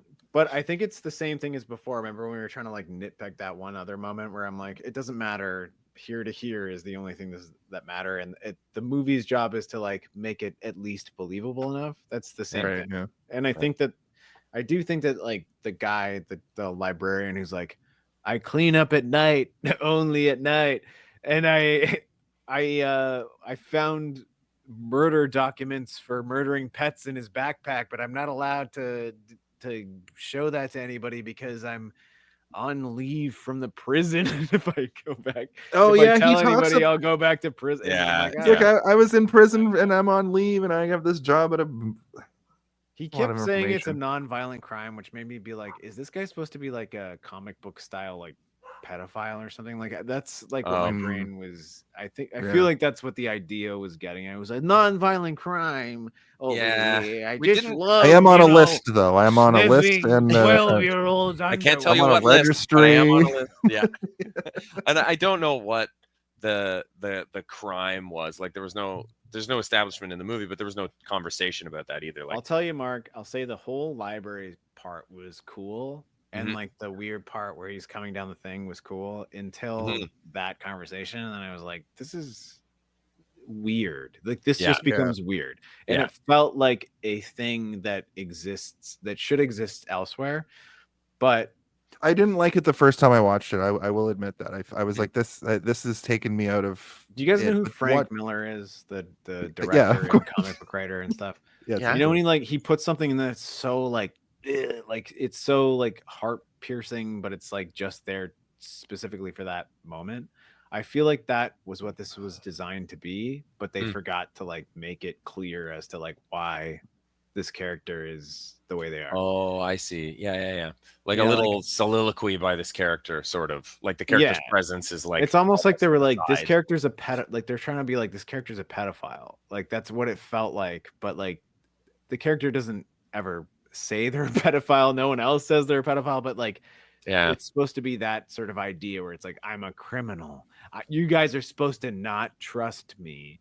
But like he doesn't give us any information except being like, I clean out the dustbins at night and I once upon a time looked at somebody's knapsack by accident. You know what I mean?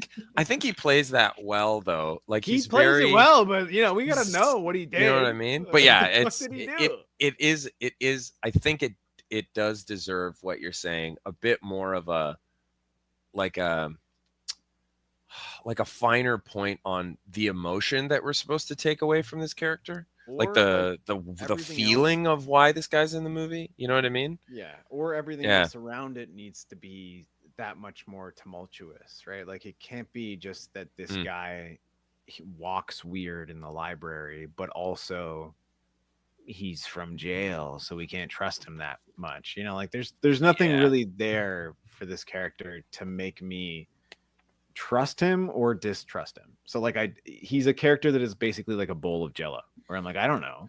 I don't fucking know this guy. Why is he here? Like who gives a shit about this guy? We just met him. We don't care. We can't trust him. We can't not trust him. So like, why is he here? He's basically like a bowl of jello. And your character trying to get shit out of him isn't proving anything either about your character. So like, I think that this whole moment, though it pushes us in the direction of where we need to go, it doesn't really do anything for the movie. And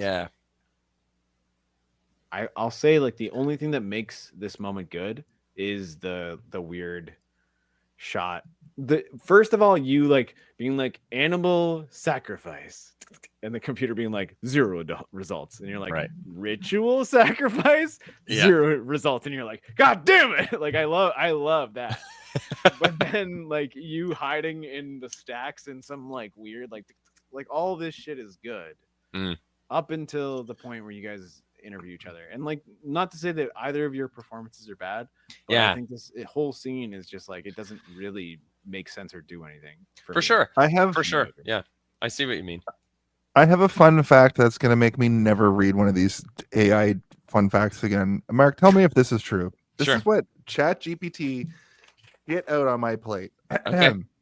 Mark Nocent reportedly spent weeks isolating himself before filming to immerse himself in the character's loneliness. Fuck no.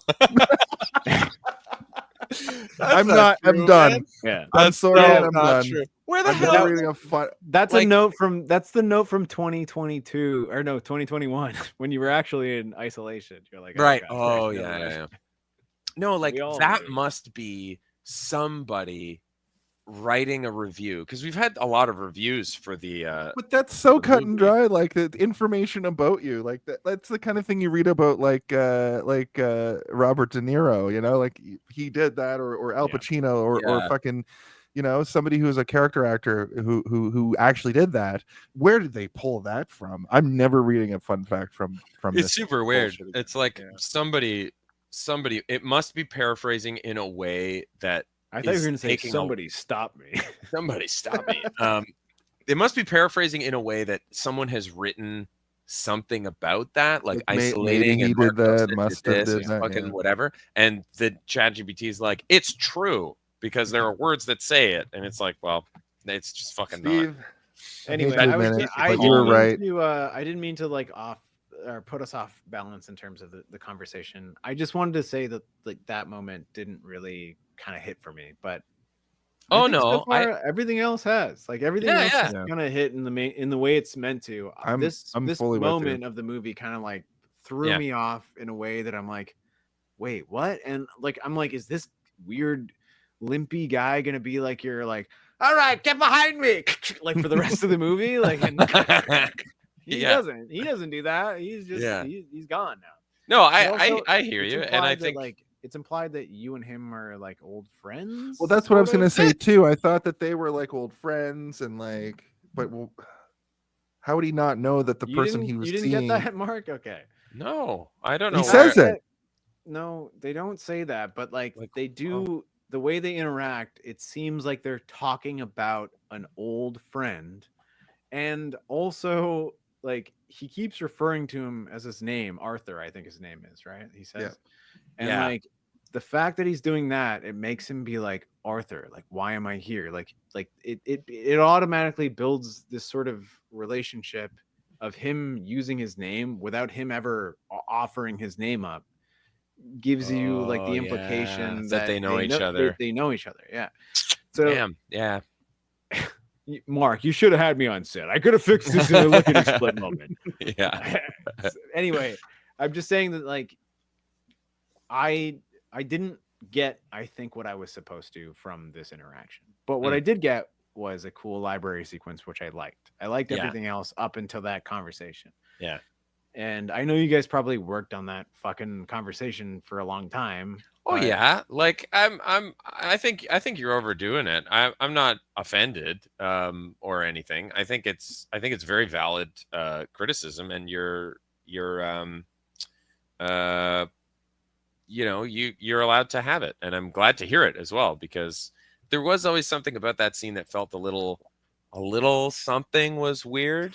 Yeah, it's the M. Night Shyamalan dialogue style keeps ringing in my head for that moment. They both of you are just talking, like saying your lines so weird, like it's a direction choice to do it that way. I feel like it doesn't feel like a regular conversation. The second time when I watched it recently, I was like, I'm like so invested, and I'm gonna have a conversation about it later, so I'm getting a lot more out of it. But the first time I watched it, I was like, this is missing a scene before or something. There's something missing here that adds more context to this that isn't in the movie. Yeah. And I don't know, like, let me ask you about the movie overall. How much stuff was like not used? Is there a lot of cutting room floor stuff, or is everything we saw basically everything you shot? Oh, like as far as like lines of dialogue go, I think everything that's on the page is in the movie. Okay. Except I think for our first, I think some stuff is cut from the final scene with in the basement. Because me watching it again was like, this feels like I said other things and they're not here. Like, but that's only my memory. Like, I don't think there was ever an edit with that stuff in and they removed it. I think we had stuff and he went, no, it doesn't work with this. We're removing that or whatever. But it's something very small, I think, that because it's not there, it makes it stronger. Did you do any improv during the filming? Was there any of that element? Why is that funny? I'm laughing because I'm picturing Mark being like, all right, I'm holding a banana. Yeah. Okay, give me a suggestion of a place where you know, like what is my dad's name? Humphrey what? Humphrey Fart. You know what Humphrey I mean. Fart Blower is my dad. Humphrey Fart what is my stepdad? Yes, and so as far as improv went, no, I think it's just sometimes you chew on a line a bit too much and it feels a little weird. So you're like, I don't like what's happening, so I'm gonna just try and do it natural. Like I know what I'm saying to the person, so I'm just dropping this word or whatever, and that stuff I think happens, and I think it's okay. You heard it here first, folks. Wolves was Shakespeare. Yeah, everything on that page, all in iambic pentameter. We're renaming the name of this podcast to Wolves for Shakespeare. Wolves for Shakespeare. We're starting a charity. Honestly, might be a better name. So you go and investigate. You waited overnight. He leaves, I think, is what that was meant to be. And then you fucking just straight up. Well, before you break into his home, as I'm saying it, I'm like, I feel very accusatory. No, every time I say you do this, I'm like, I'm accusing Mark of all of the crimes that happened in this movie. I mean, I did those things. I did those things. Everything that happened. No, Mark, but you mean not the character of the movie. He's just I can't differentiate. I'm too stupid. But you do meet. He's billed in the IMDb as Saint Peter, which is an interesting choice. Which adds a layer to his role. That doesn't add anything. Well, you know. Maybe he's a saint. Maybe he's he's wearing his mom's bathrobe and he's scared. Yeah, he's like agoraphobic or whatever. Yeah, fuck this guy. This guy's he's another freak. You know, he lives upstairs. He's the king of the freaks. That's what I named him, King of the Freaks. That's what they. So everyone else is else is a freak in this movie. Mark, you make your way as King of the Freaks through this whole tale where you're like, I'm actually the King of the Freaks. And then you meet this guy and he's like, he's holding like a dangling keys and he's like, we get those great close-ups on the keys too. He's got the kings to the freak kingdom. Right. But you have a conversation with him. That's when I thought your character's name was Peter, but you're just doing that like mask on mirroring human interaction thing because you're a turtle, I guess. And he's like, you don't want to go down there. He's a real weirdo. Yeah. And you're like, well, I'm gonna go down there. He's an old friend. He's like, that guy has no friends. What are you talking about? And then they have a pretty long conversation though. Like, that's good. Yeah, but you're basically like, fuck out of here. I'm gonna bust through this guy's window. You ask him a few questions. You're like, how long have you known him? And he's like, I don't fucking know. Like, I don't know. And you're like, okay. But then he's like, don't go down. Like it does like a close up of him like rubbing the keys together. And I'm like, what does that mean? Is that what that's meant to mean? Like he can probably either lock you in or lock you out. Like he has the opportunity to lock the door to make sure you don't go down there, or he could maybe free you from it. I don't remember what the intention of that like insert of the keys. I think the keys were it was just like a good nervous fucking tick that we wanted to like capture. I don't think it was intentional to be like the meaning is that whatever. But then what is this whole character meant to represent? I think it's like what it helps us do is realize how much I've learned over the course of the movie, like about interacting with people.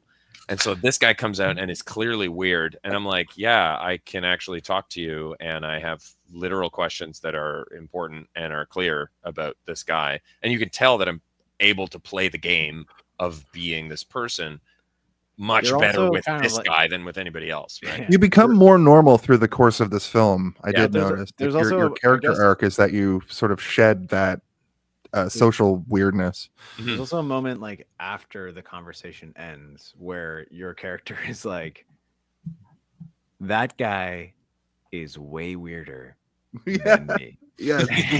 And then you're like, I gotta go into the basement. Yeah. Because he's way weirder. I mean, he is. He's like a twink in his mom's bedroom robe or whatever. You know, like what the fuck? Who is this guy? That actor's name is Chad Andrews. His name is Chad Mom Twinkington.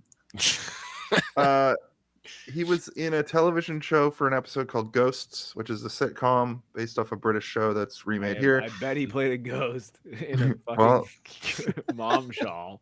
Probably. Yeah. And he was in an episode of Hell on Wheels and a bunch of other stuff. He seems like a pretty established actor as well, which is interesting. He did a good job with the character, I think. I think so too. Yeah. Everything I've just said it was not meant to make fun of him. It's just his character. It seems like a ghost. You know, he seems like a weird, like he's like the ferryman almost, but like the ferryman like warding you off. Yeah. Well, this is why they named him, I think, Saint Peter. Because Saint Peter is the guy who lets you into heaven, like he's at the pearly gates, right? And he's warning you to leave, basically, and he's just like kind of a nuts version of that. He's like, don't fucking go down. You can come in if you want to, but like, don't do it. I don't recommend it. It's giving Soothsayer a little bit too, you know. He's like, you don't want to go down that road. Yeah, like the oracle kind of thing. Yeah. You, of course, go down that road immediately. You try to open the door. No, he tries. He tries to get in the door, and then he's like, you know what? Window, probably. Window. Right? Basement. Canadian, specifically Canadian basement window. Yeah, I don't. Did you? Windows. We don't have grates on them or anything. We love open window basements. This shot of you going into the blackness reminded me so much of like an Ari Aster thing moment, because it just go in and disappear, but then it just does a slow zoom of the like darkness of where you went, which is very like foreshadowing for what's about to happen. You go down into the basement, you go full Batman again, and you're just like you're doing Batman detective mode stuff. I really love too that when you open the window, you like recoil from the smell. The smell, yeah. Fucking doing horrible things in that basement. Yeah, that was good. And also the biggest heartbreak moment is the dog in the cage. 100%. Yeah. And the sound design here was really good because you keep hearing the whimper of a dog who's been like injured. or something, like, or is scared, or scared. He's got anatomy posters all over his walls, which was fucking haunting, and like rusty implements. The gun that shot you in the neck, I believe, is on that table. And then as you're like kind of wrapping up, you're like, I've seen all I need to see, kind of thing. You hear him get home, and I wrote, "Man is home. He's busted, or is he? He is." And you guys have a dust up. You guys have a fight. You basically knock him out with a hammer, which we get another really bizarre moment of some water going into a drain. And I'm like, did this man piss himself? Lo and behold. No, I peed in the toilet. Yeah. You get the the drain shot? Yeah. Okay. Yeah. Can I say what I thought, please? I don't know if you guys already said this, but no, go ahead. So we get the dog, right? The dog shot. Also very like this is where I was like, the sound design in this movie is amazing because didn't I just say? Is that what you just said? Yeah. I just thought because the sound design for the whimpering. Well, everything about it, like the crawling down, the noises and the whimpering, and then like the dog noise was clearly like you guys probably got that on the day from the dog, right? Because that's not like any sort of like stock dog noise I've ever heard before. Yeah. And I think we did. That dog was really well behaved and knew what it was doing, but was was fairly vocal. And I think we just recorded like sort of wild sound, like and like just let the dog kind of go. Like it has like a burp, like it has like a tiny bark, but like a little one bark. That whimper sound, and like its eye move and everything, so fucking good. Yeah. But then I guess you guys already taled about like the murder moment, which is so good. I mentioned this is such a good murder moment. It's my dad's favorite part of the whole movie. They get into that dust your standing there with the you, thing, and he's like, "My son finally murdered someone." Like I always ask. Actually, yes, that's a good point because we get like a real like you just go like this against a wall. And he doesn't see you, but I think he notices that you just turn the light off, so the thing's swaying. And he's such a fucking weird serial killer that he's like, that should be still. Yeah. And then we get I love a two people lunge for a weapon scene in a movie anyway, but this one is so good because I thought he got the weapon before you, but the way that you do one of these like horror movie. Yeah, my arm is above my head. Horror movie like hammer above the head, and then you fucking whack him. Excellent. Yeah, in the dark with just like the light of basically the window. Hand, though, first, which is he whacks him in the hand. Fuck. Well, yeah, catch him in the hand. Yeah, fuck. That's again like a Fincher thing where it's like he doesn't just be like, and then he whacks him in the head and it's over. It's like no, he hits him in the hand first, and the guy goes, "Oh, my fucking hand!" and then it's over. Yeah. No, that was good. He whacks them. It's more realistic, but it's also like hyper stylized. Like it's they film it in a way that is frightening, but it's also like that's how it would probably be. Like you would hit somebody in the middle of their middle finger and their ring finger, and it would bust their hand open. Yeah, exactly. God. Exactly. Oh. That was a fun scene to film. But then it goes to we did it like I don't remember how many times we did it. We certainly choreographed it and then we tried it, but we had two hammers. One was like full rubber hammer, and the other was like the actual hammer. And fuck it, we'll do it live. We're doing it real. And so that was a good moment of being like, okay, we're about to do the scene. No, stop, hold the roll. Let me touch that hammer. It's the rubber hammer. I'm putting it back down. Okay, call action whenever you want. Like we made sure, because I was like, I'm just gonna fucking hit him with this, and it's gonna be a fucking problem. Like, if I hit him with it, I want him to survive, right? Like, Then we had to get another actor. The crazy part is like the way it was shot is like you can't even really see the impact or anything, but like just that tidbit of what you're saying is like, you're not always filming things to be, perfect on camera. It's like sometimes I'm just hitting him in the head because I think the camera's gonna pick it up. But the sequence after that where everything goes dark and it like slowly fades back in of like a drain. Yeah. And like I'm like, this is my thought process. If you guys will indulge me for a moment. Sure. That's piss. That's what I said first. And then I said, is that dog piss or is that human piss? And I'm like still, and as it's like going out, and then it's the guy being like, and like, you know, and then it's you standing over him and like his pants are all wet. I'm like, human piss. I said human piss out loud. I thought that you woke him up with water and that's what it was, but like it doesn't trickle like it was that. yellow, Jason. That was yellow pee. But when you show Nate again, he's like wet. I guess he's just sweaty, but and then Jason, I hope you know that I've now realized that when you get in the shower and you look down, it's just your whole skin is just yellow water going down the drain. Like, it's a problem. We have to call the landlord. Yeah, call a plumber. Yeah, call a plumber. I'm getting pissed on by my shower every day. But the best thing here is that it's coming off his body. Oh, Jason has a yellow body. Well, I always have a boner. I take 3 fucking boner pills a day, so I'm pissing upwards. Anyway, no, he takes the yellow one, the yellow pill, the rare yellow pill. What I thought was really interesting is you didn't have to do this in the movie at all. You did not have to do this, but you go, yeah, when I moved you into the chair, you pissed yourself. And he's like, I can't feel my legs. It's like, yeah, I think you might be paralyzed, which is so fucking dark. Yeah, it's so fucking brutal, and it hurt me to hear. Like what a it made me interesting immediately feel really bad for the guy in the chair for sure. Yeah, because he whacked this guy, I guess, on the spine. I don't. In his head, busted something. Yeah. It's brutal, and I think it really does make you feel bad, right? Like my note was that's dark, homie. I wrote that. I thought that like, okay, so this guy is the murderer. He's the murderer of animals, but he's never, as far as we know, killed a human.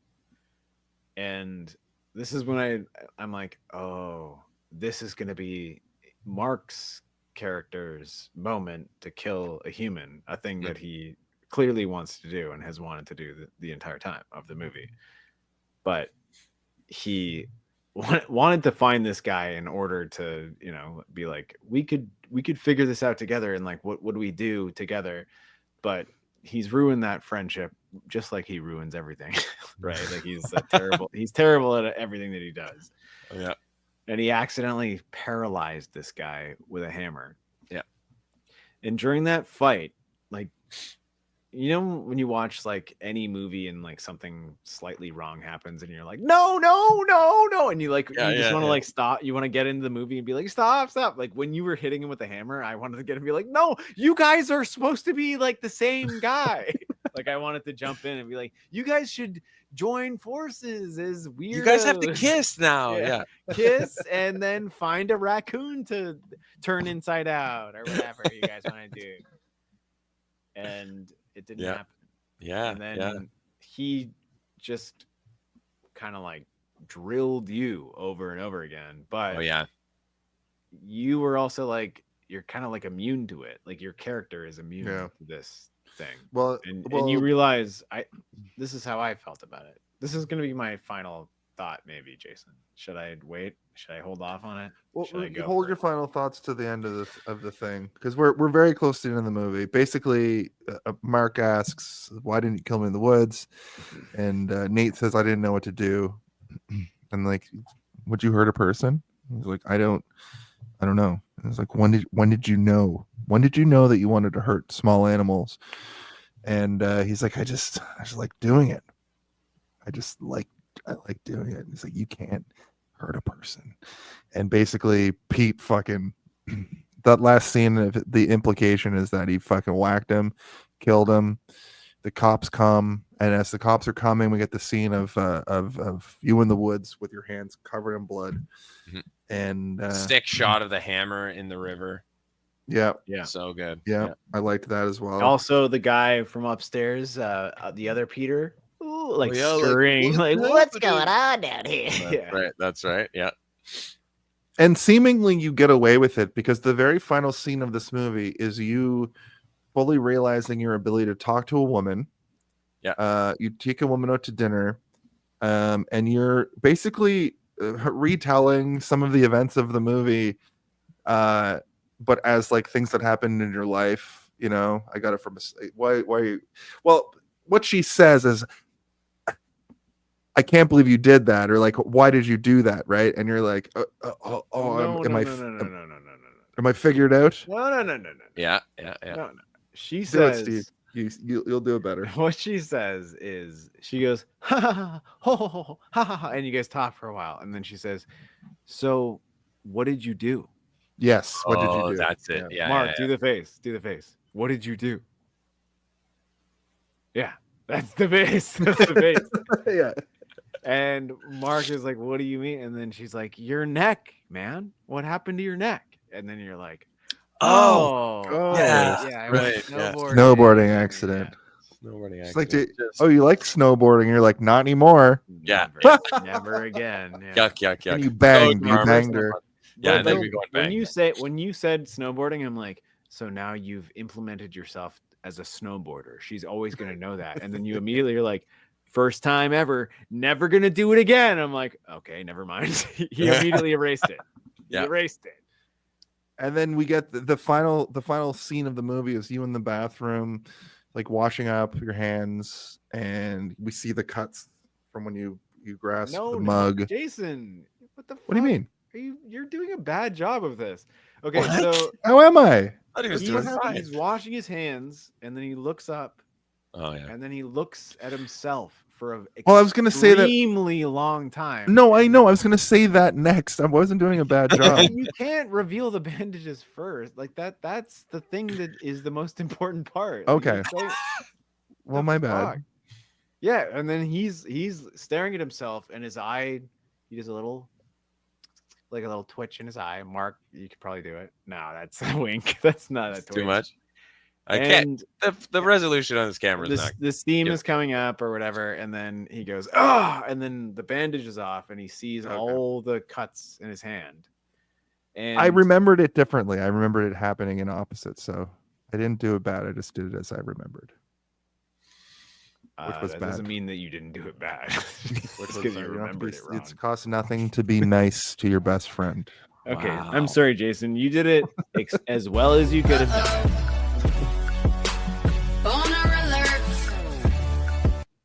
I'm trying to make sure that we give this movie the jib that we can, because Mark was in it and he did a good job, man. The end of this movie is actually like, it made me feel like way more uncomfortable with your character than I had felt since the beginning part. Like, this is a normal guy. I'm like, no, he's not. This is not a normal guy. And then as soon as you start acting like a normal guy, I'm like, this is not a normal guy. And then when you go to the bathroom, I'm like, he's not a normal guy. Somebody arrest him. He beat that man to death with a hammer. I know this is the guy. This is how the guys are made that girls talk about sometimes, who are like, oh yeah, I went on a date with this guy. It was really great. He's so nice. Oh yeah, like let's creep his socials. Oh yeah, he doesn't have socials. He has none. Yeah. What do you mean? Well, he's got a Facebook, right? No, he doesn't have Facebook. What do you mean he doesn't? Right? And it's like, this is that guy. What about he's his mom? Super charming. He's amazing, but he's not a normal guy because he doesn't have any of that stuff. Like, that's the red flag of this person. That's when you're gonna get because this guy's Ted Bundy. Yeah. It's that fear. Yeah. I do wonder though, because the character in the movie, he didn't seem so much like a murderer so much as he seemed like somebody who was looking for something that he realized he couldn't find at the end. So him actually going on a date, that doesn't necessarily mean that that person that he goes on a date with is going to be his next victim so much as it means that he might just actually be able to settle down with this person and have a real relationship. But if he does, it could be like 15 years from now, he'll run into another wolf. And then be like, I need to kill that wolf. And then his whole drive will be killing that wolf. That's a cool thing in my mind. I mean, maybe anyone else? Do you guys have any feelings about that? Yeah, I think so. I think there's a cool aspect of like we just don't know what's going to happen next. We know that he's completely changed, and now everybody's uncomfortable with his behavior, even more so. And he's actually successful at talking to a girl in a way that's like real and not like some fake nonsense. It's like he actually went on a date and actually is probably nailing it, and is like, that could turn into a relationship. And what does that mean? Is he after her? Doesn't really seem like it, but there's that possibility. And like you said, like what else is he going to do? It doesn't tell us what else he's going to do, but it tells us that he's, you know, tormented by what's happened, reminded by his hand, but also by himself. Like there's some psychological nonsense going on there that he's covering up, literally. I think a huge takeaway from this film, though, is since he got away with murder, literally, the police never found the animal mutilator. The police in this podunk town are fucking useless, just like most police, if I'm being honest. Wow. But specifically here, yeah, that's right, ACAB. But specifically, you did more. Your character did more than the police did in this whole film, and then you got away with a literal murder. Yeah. Well, this is the question that I have for Mark. Is like, if I haven't ever personally murdered anybody. No, that wasn't. Oh, you weren't gonna. Sorry, you weren't gonna ask. Not personally. Not personally. Just business. Just well, you got to make money, right? In this economy. Yeah. In this economy, everybody deserves murder.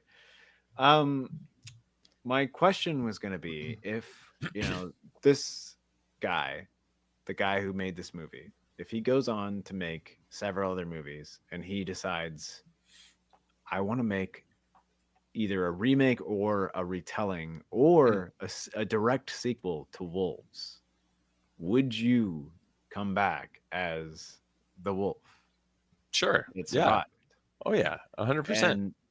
And like, do you see that being something that would be like, like what would the story be in your mind? Like, how would you love to see that character? I was curious about this as well. Yeah. Oh geez. Well, I couldn't say for sure what.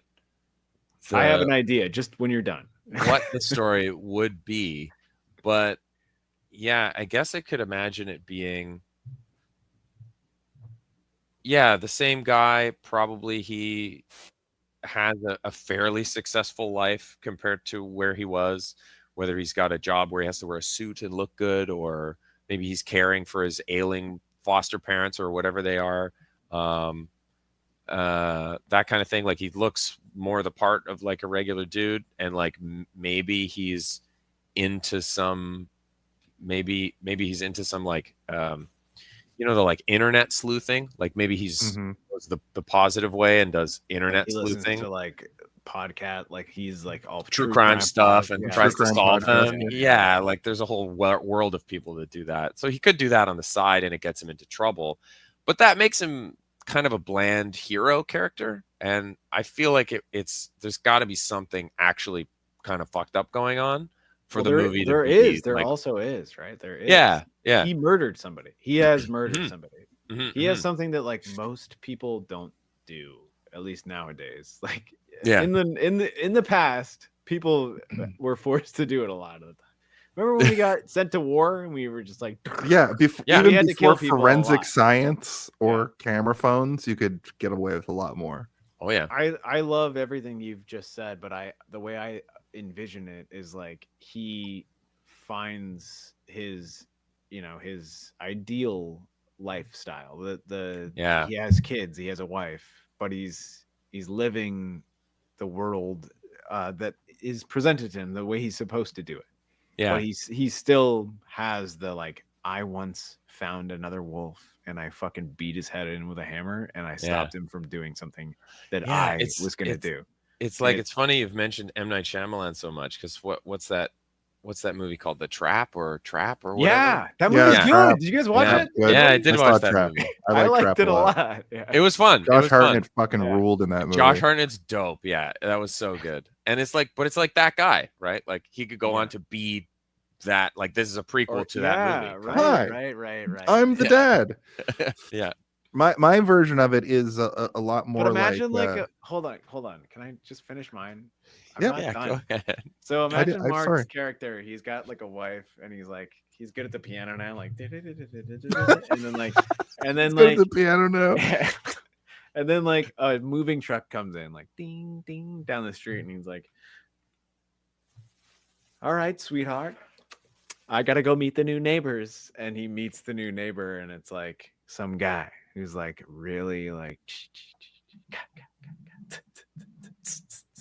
and he has this bad feeling about the neighbor, and he has a bad feeling about one of the movers, and he asks to check his pockets to see if he's stolen a necklace. Right? Mm-hmm. And then the movie's over, and that's it. All right. Well, you guys don't want to hear my no, I do. Just do it. He kills them all. That's how it ends up. Oh, okay. Yeah. Mine was sort of like the sequel takes place directly after, and the main character mine's like flips. 40 years later. He's got to be an old man. Oh, and she's the main character. Maybe, but mine was a different person is now involved, who's now looking for the killer of the animal mutilator, because this is an injustice, and the narrative just shifts, and now you're the villain of the movie. Then maybe somewhere along the way you meet, and instead of having like the dust up moment, it's more like you get on the same page. You still fully get murdered, and this guy is now the ultimate I think that wolf. in all of our versions, Mark, you're gonna get killed. Like, I think so. I think that's fair.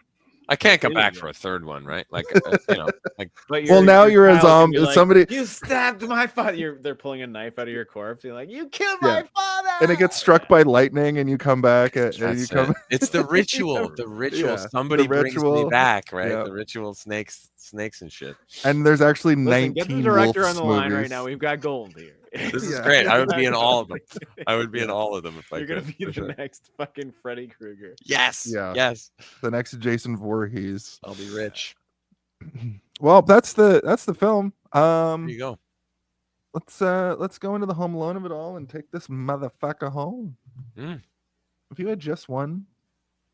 If you had to pick one, what do you think the Home Alone of it all? When is the Home Alone of it all? Can someone please tell me when the Home Alone of it all? I really gotta know. When is the Home Alone of it all? When is the Home Alone of it all? Now that's the Home Alone of it all.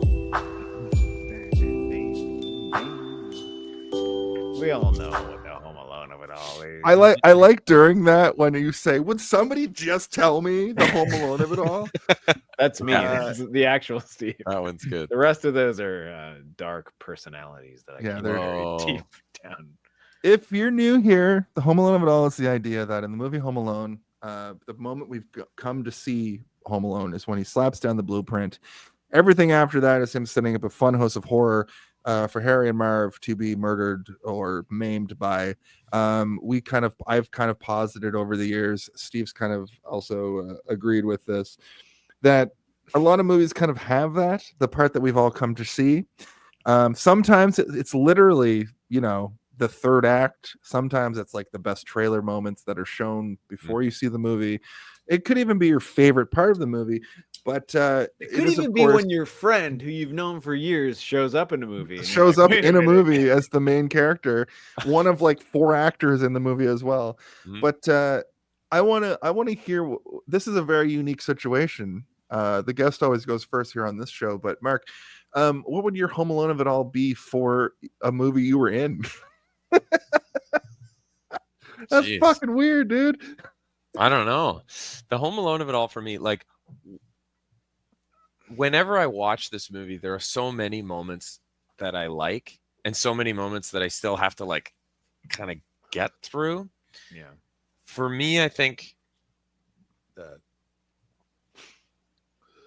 it's got to be for me, why I watch, I think, is the sequence starting from when I get shot in the neck until I take the fucking thing out. Yeah. That's what I want to see. I'm like, that's so good. And the performance, I think, is good. I'm really proud of that. And just remembering the pain and the rolling down the hill and the water and all of that stuff. It's like, that's the best part, I think. I'll make it easy for mine as well. That's absolutely, that is the draw of this film. It's on the poster.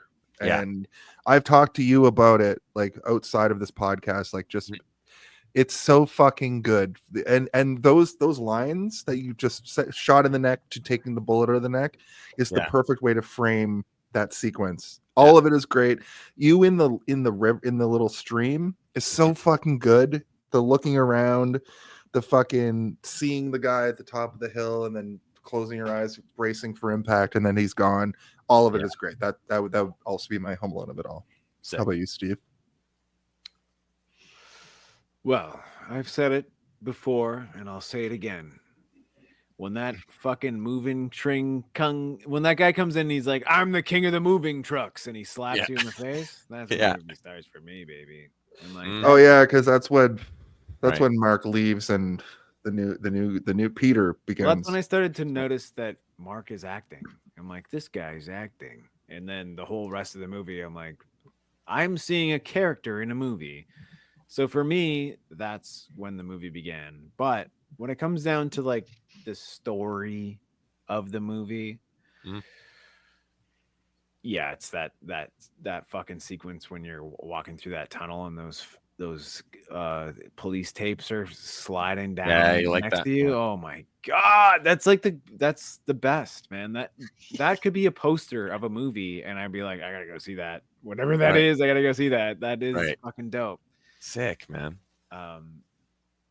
Also, I do love the moment that you guys both picked as well, because that is big. But for me, the movie was, I think, way more mysterious at the beginning, and then there's a big chunk in the middle where I'm like, what the fuck is going on? And then at the end, I'm like, beat his ass with a hammer. Like, I'm just yelling at my TV to like let Mark win.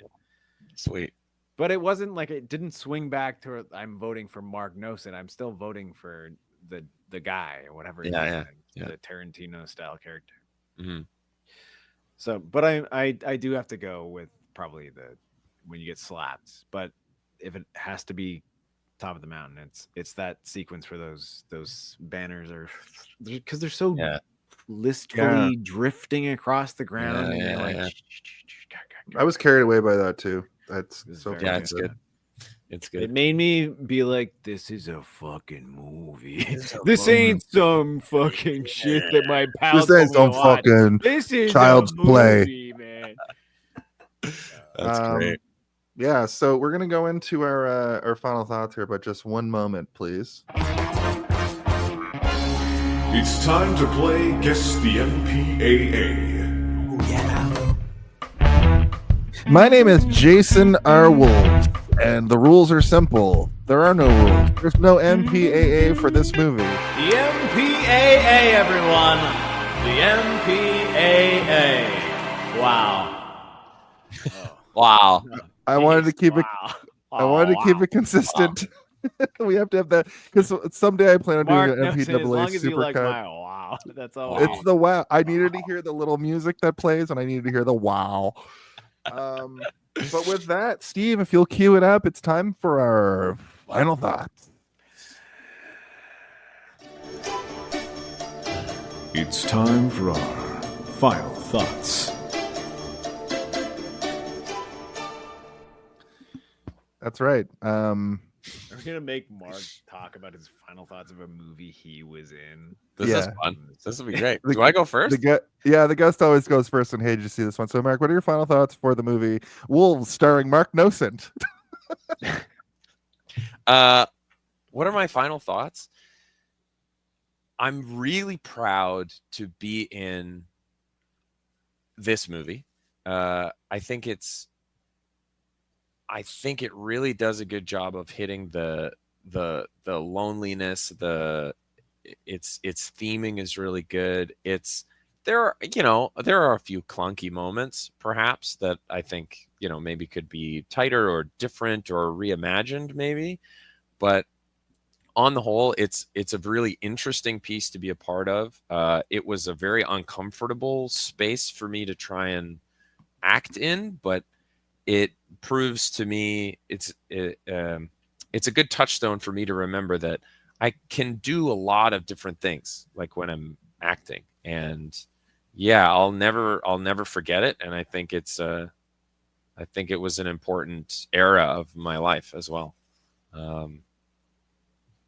Yeah, and I just can't wait to do more with Danny and do more in general. Yeah.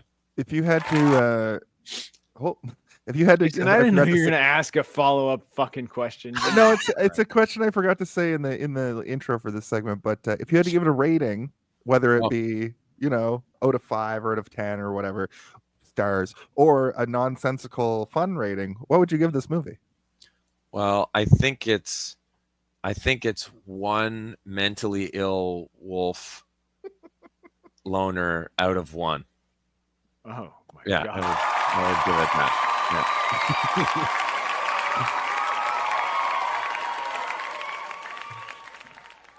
Yeah. Wow. I would have given it, I'm in this movie. Damn, I missed my chance. Oh. I'll give this 1 me being in this movie out of me being in this movie. How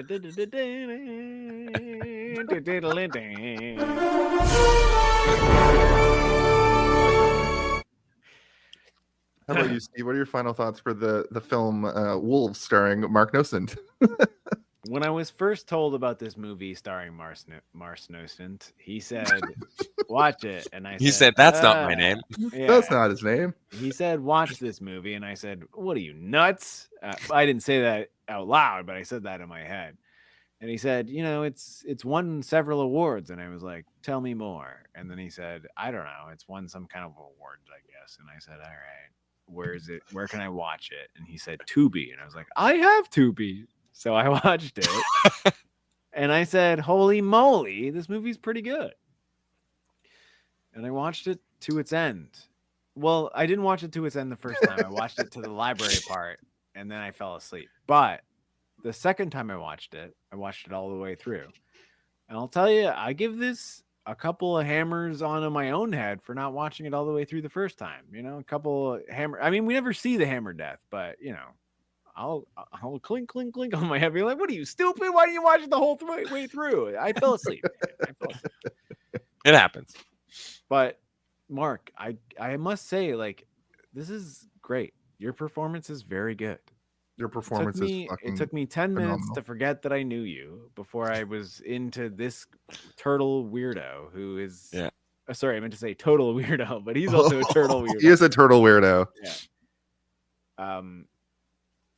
I like it, and I will say that if you like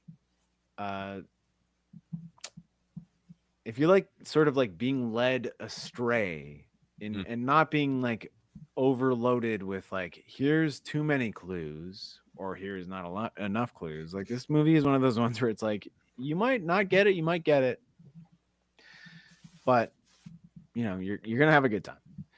So I do recommend. And if I had to give it a rating, I would probably give it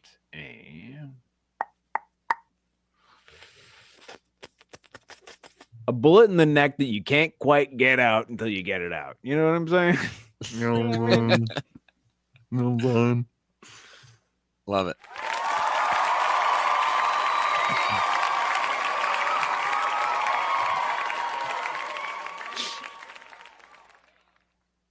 I think what's the most interesting element was talking to you about it. I hope we did a good job at interviewing you. I think that the interview segment of this was something that I've never really been able to do because I've never talked to a person reviewing a movie. Very good job. Thank you. There were many times where I was like, fuck, I was talking, Jason, and then you actually like hit him with a good question. I was like, never mind. Yeah. Answer, Mark. I thought about this a lot. I want this to be a format of a podcast that we do once in a while, because I think it's really interesting to have the person, like one of the key actors in a movie, be the person that we're talking to about the movie we're reviewing, because it's kind of forces us as reviewers to like look you in the eye, and tell you what we don't like about the movie or what we like about it. Because I can sit here and say like the best movies are shit or the worst movies are great, but talking to you about this movie changed my brain chemistry about movie reviews. So also, Jason's know Tilda Swinton next week. We're gonna talk to 4 hours about. I got De Niro on the fucking line, buddy. But I know you, the person I'm like talking to on the screen. I do not know the person that you became right before you smashed him, the moving guy in the head with a fucking mug. I don't know who that is. That's where you disappeared into your character completely. But for my final thought, I'll say it was a good mystery thriller. It lost a little bit of its magic on a rewatch because you know the mystery, but the draw here is Mark Nocent is you. It's really interesting talking about a movie that has an actor that I know, which I kind of we've covered. Normally, I'd complain about the bizarre dialogue, but it worked for this kind of thing, where you're unsure of what's happening, almost like you're watching it from Peter's point of view. The movie looks really well made for an indie film. I think the tagline, one of the most disturbing films of the year, is a little bit of a stretch because that takes away all of the other disturbing movies of 2022, but it was disturbing enough that I can see why Film Threat was like, yep, it's a rough watch from the right lens. Right. I think I absolutely loved the field segment, which we covered. I give this a 3.5 out of 5, which I think is that's great.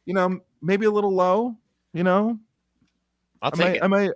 I think this conversation illuminates a lot of the elements that I like and dislike, but I think I'm going to bump it up to a 3.8 because of how interesting. What? I'm allowed. I get paid more the higher the number goes, so I'm happy. Exactly. Yeah. I just think it's so fucking fun talking to an actor in a movie that we're covering on this. This was way more show than talking about a movie. Exactly. Movie is a lot more interesting. I'm really happy to have been here and done this and had the opportunity. It was, you guys asked Mark, some really good more movies. I'm not done. Sorry. Can't wait to see Mark in more stuff.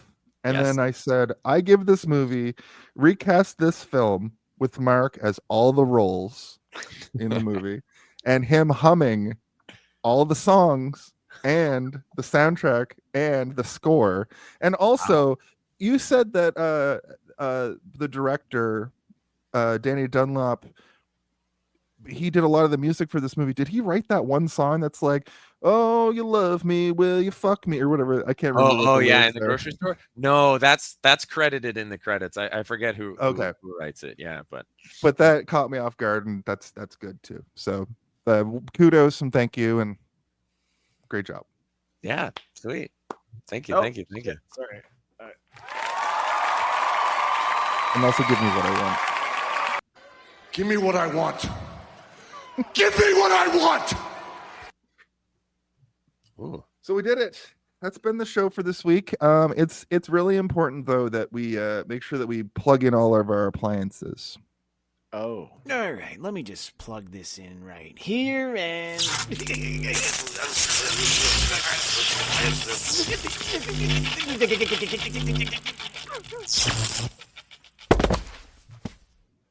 That's the sound of the body hitting the floor. That's great. Mark, thank you for coming on the show. You're obviously welcome back anytime you'd like to come. Mm-hmm. We're gonna get you your the SNL on SNL. You get like a jacket for the 5 Times Club. Out here, you get a playlist on YouTube. You get a jack off for 3. You know what I'm saying? Wicked. Jason does nice. Not me. Okay. I do it. You're like, oh god. No, it works for me. I'm the fuck you guy. But Mark, do you have anything that you want to? Was actually the fuck you guy. Eyes was actually the fuck you guy. Was. Do you have anything that you want to plug?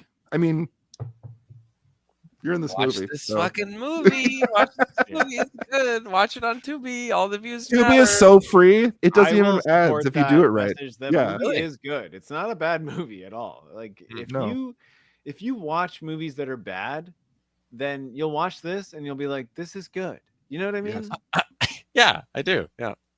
That wasn't meant to sound rude, but it did, I guess. No, I know. It came up wrong.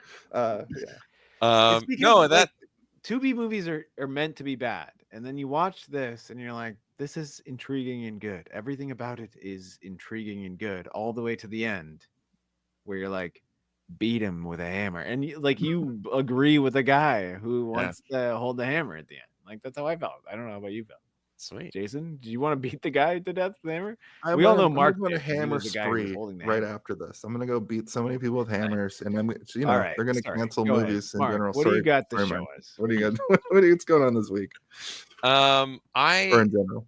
I don't really have anything going on per se, but there is a movie shoot slated with Danny for, as far as I know, the spring. I've read the script a bunch of times, and it's good, but it's not going to be a movie like this. It's going to be a lot of long takes, a lot of I think it's set in like 2009 or 8 or something. Good year. Used car dealership kind of thing. And it's going to be like really frenetic and fast, and it's kind of leaning towards a comedy. So it's like totally the opposite of this fucking movie. Which is great. I'm so happy to work with Danny again. And that's kind of the next big thing. This is going to sound very rude, Mark, but you could absolutely have the energy of like a used car salesman from 2009. Yeah, that's great. You put on the right suit, and your handsomeness turns into smarminess. Like, you want one of these? Let me show you. Come here. How do I get you in one of these today? Yeah, I could do that. Sure. Well, great. Also, I know this is on Tubi, obviously, but you said it was on some other platforms, right? It's on like Apple too, or something? Yeah, something's weird about that, but I think allegedly it's on Apple TV Plus. I think it's on Amazon Prime, but I don't know that ever materialized. I know it's on Google Play, I think, and I think you can find it on a few other places. But Tubi is the one that's the most reliable. You guys watch it on Tubi. Absolutely. It just works. But I think it's just like a regions thing. Like some regions in Canada won't get it, and that kind of thing. But it's like we did really well with our distribution, and we got it out there, and people watch it and review it. Like look us up on Letterboxd and read the reviews. Like, there's a lot of people.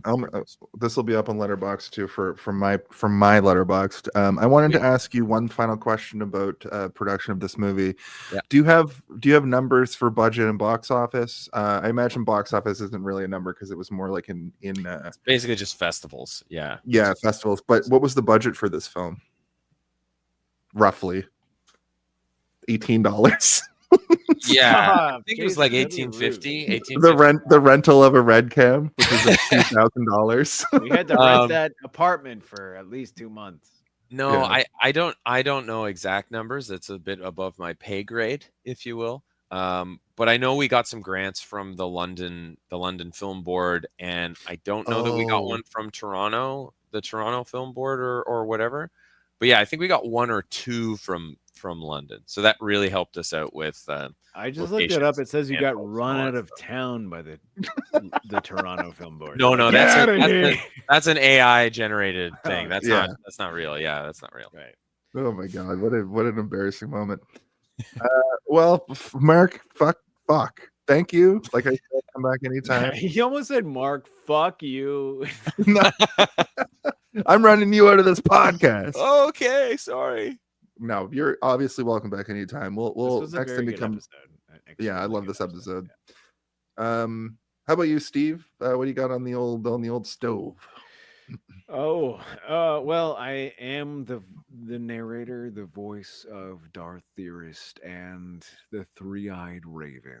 And if anyone here likes listening to those types of stories, then you can find me there. But I'm also on F1 City, a new channel that just opened up. It's about F1 racing. And you know what? I don't really give a shit about F1 racing, but what I do like is that it's fast and it's about cars. And why not? Why the frick wouldn't I like it? Yeah. You know what I like the best is like, the ratings are up, and it takes me maybe about like 10 to 15 minutes to record these stupid audios, and I love them. That's why. Sweet. That's fun, Steve. Yeah. Awesome. Yeah, Darth Mark, Theorist. You got any fucking good Star Wars impressions you could do? We can bring you on in the Star Wars channel if you want them. Jason, do I have? Misa gonna go on the podcast. Get out of here! No, not happening. Like, I guess there's like, do you have a Yoda yet? I think I can do a bit of a Yoda. Oh, I've got a Yoda. Yeah. Oh yeah. Well, then never mind. I don't have one. I can do a Kermit the Frog, so I can do a Yoda. Oh, okay. Well, there you go. Can bring you in for when the Yoda verse matches up with the Muppet verse. The Muppet verse. The Muppet verse. Yeah, the real MCU. He's like, who are you? And you're like, horny I am. I don't understand. I don't know. What the heck is going on? Give me back my banjo.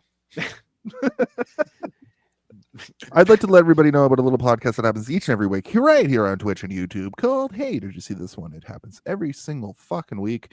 This year, I think we did close to 52 episodes.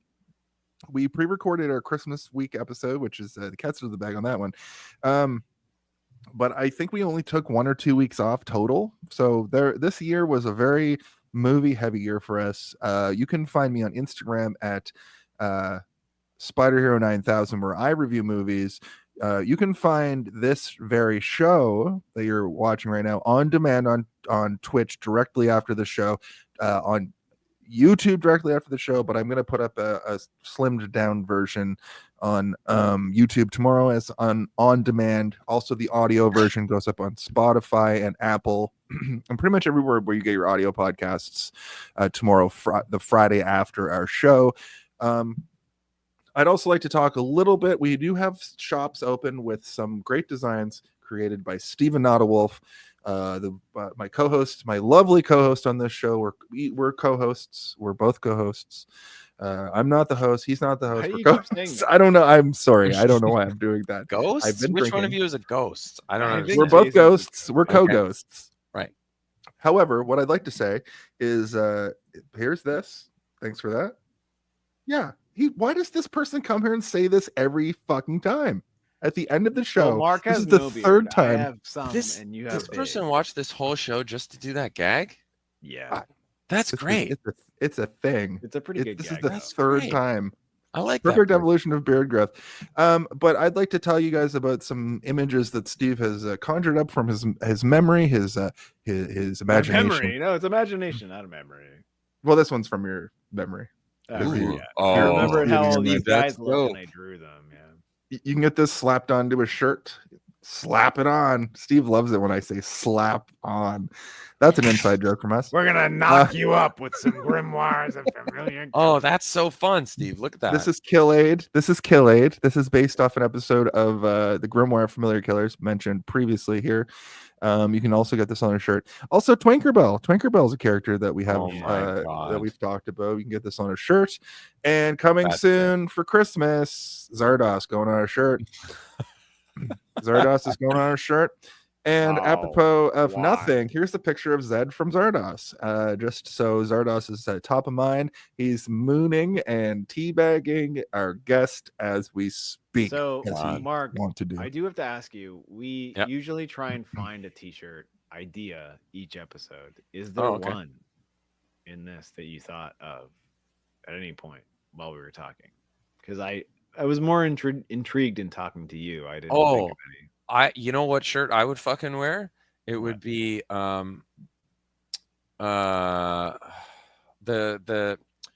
don't even, I'm such a bad fucking the name of the hunting supply store.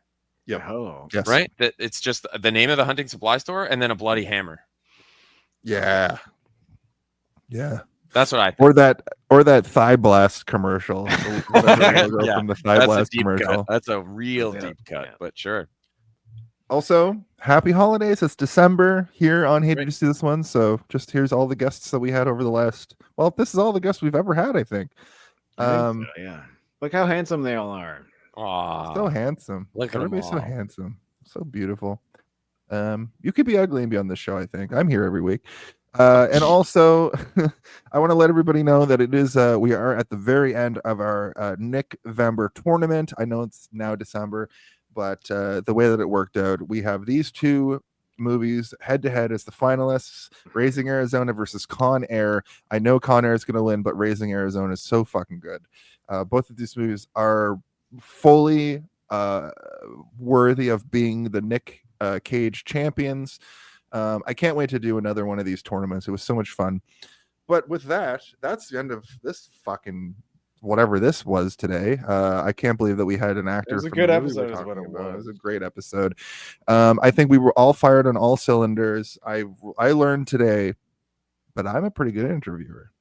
Yeah. So I'm going to be exploring that a little bit. I'd like to thank, as always, my number one co-host, Steve Waters. I'd like to thank our guest, Mark Nocent.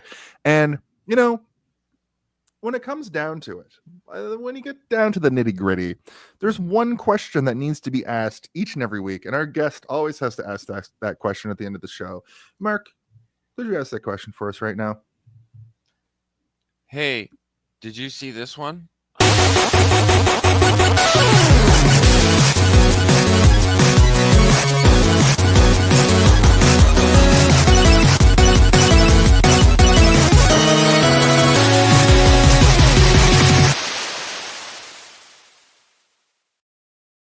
I hit a guy on the head with a hammer for mutilating dogs.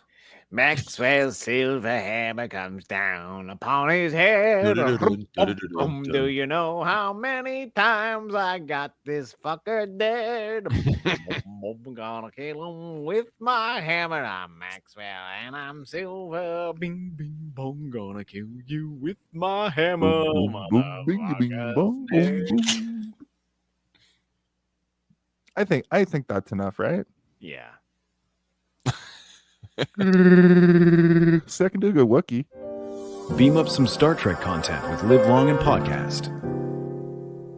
Tune in to X-Rated, the X-Men animated review show. Artistic interviews with graphic histories. A roundtable movie discussion with Hey, did you see this one? And movie reviews with Hold Up, a movie podcast. And while you're at it, spin a few records with Eamon on Track. Watch us duke it out on trivial debates. And let's chat about TV with the Super Mater Brothers. It's all here on the United Federation of Podcasts.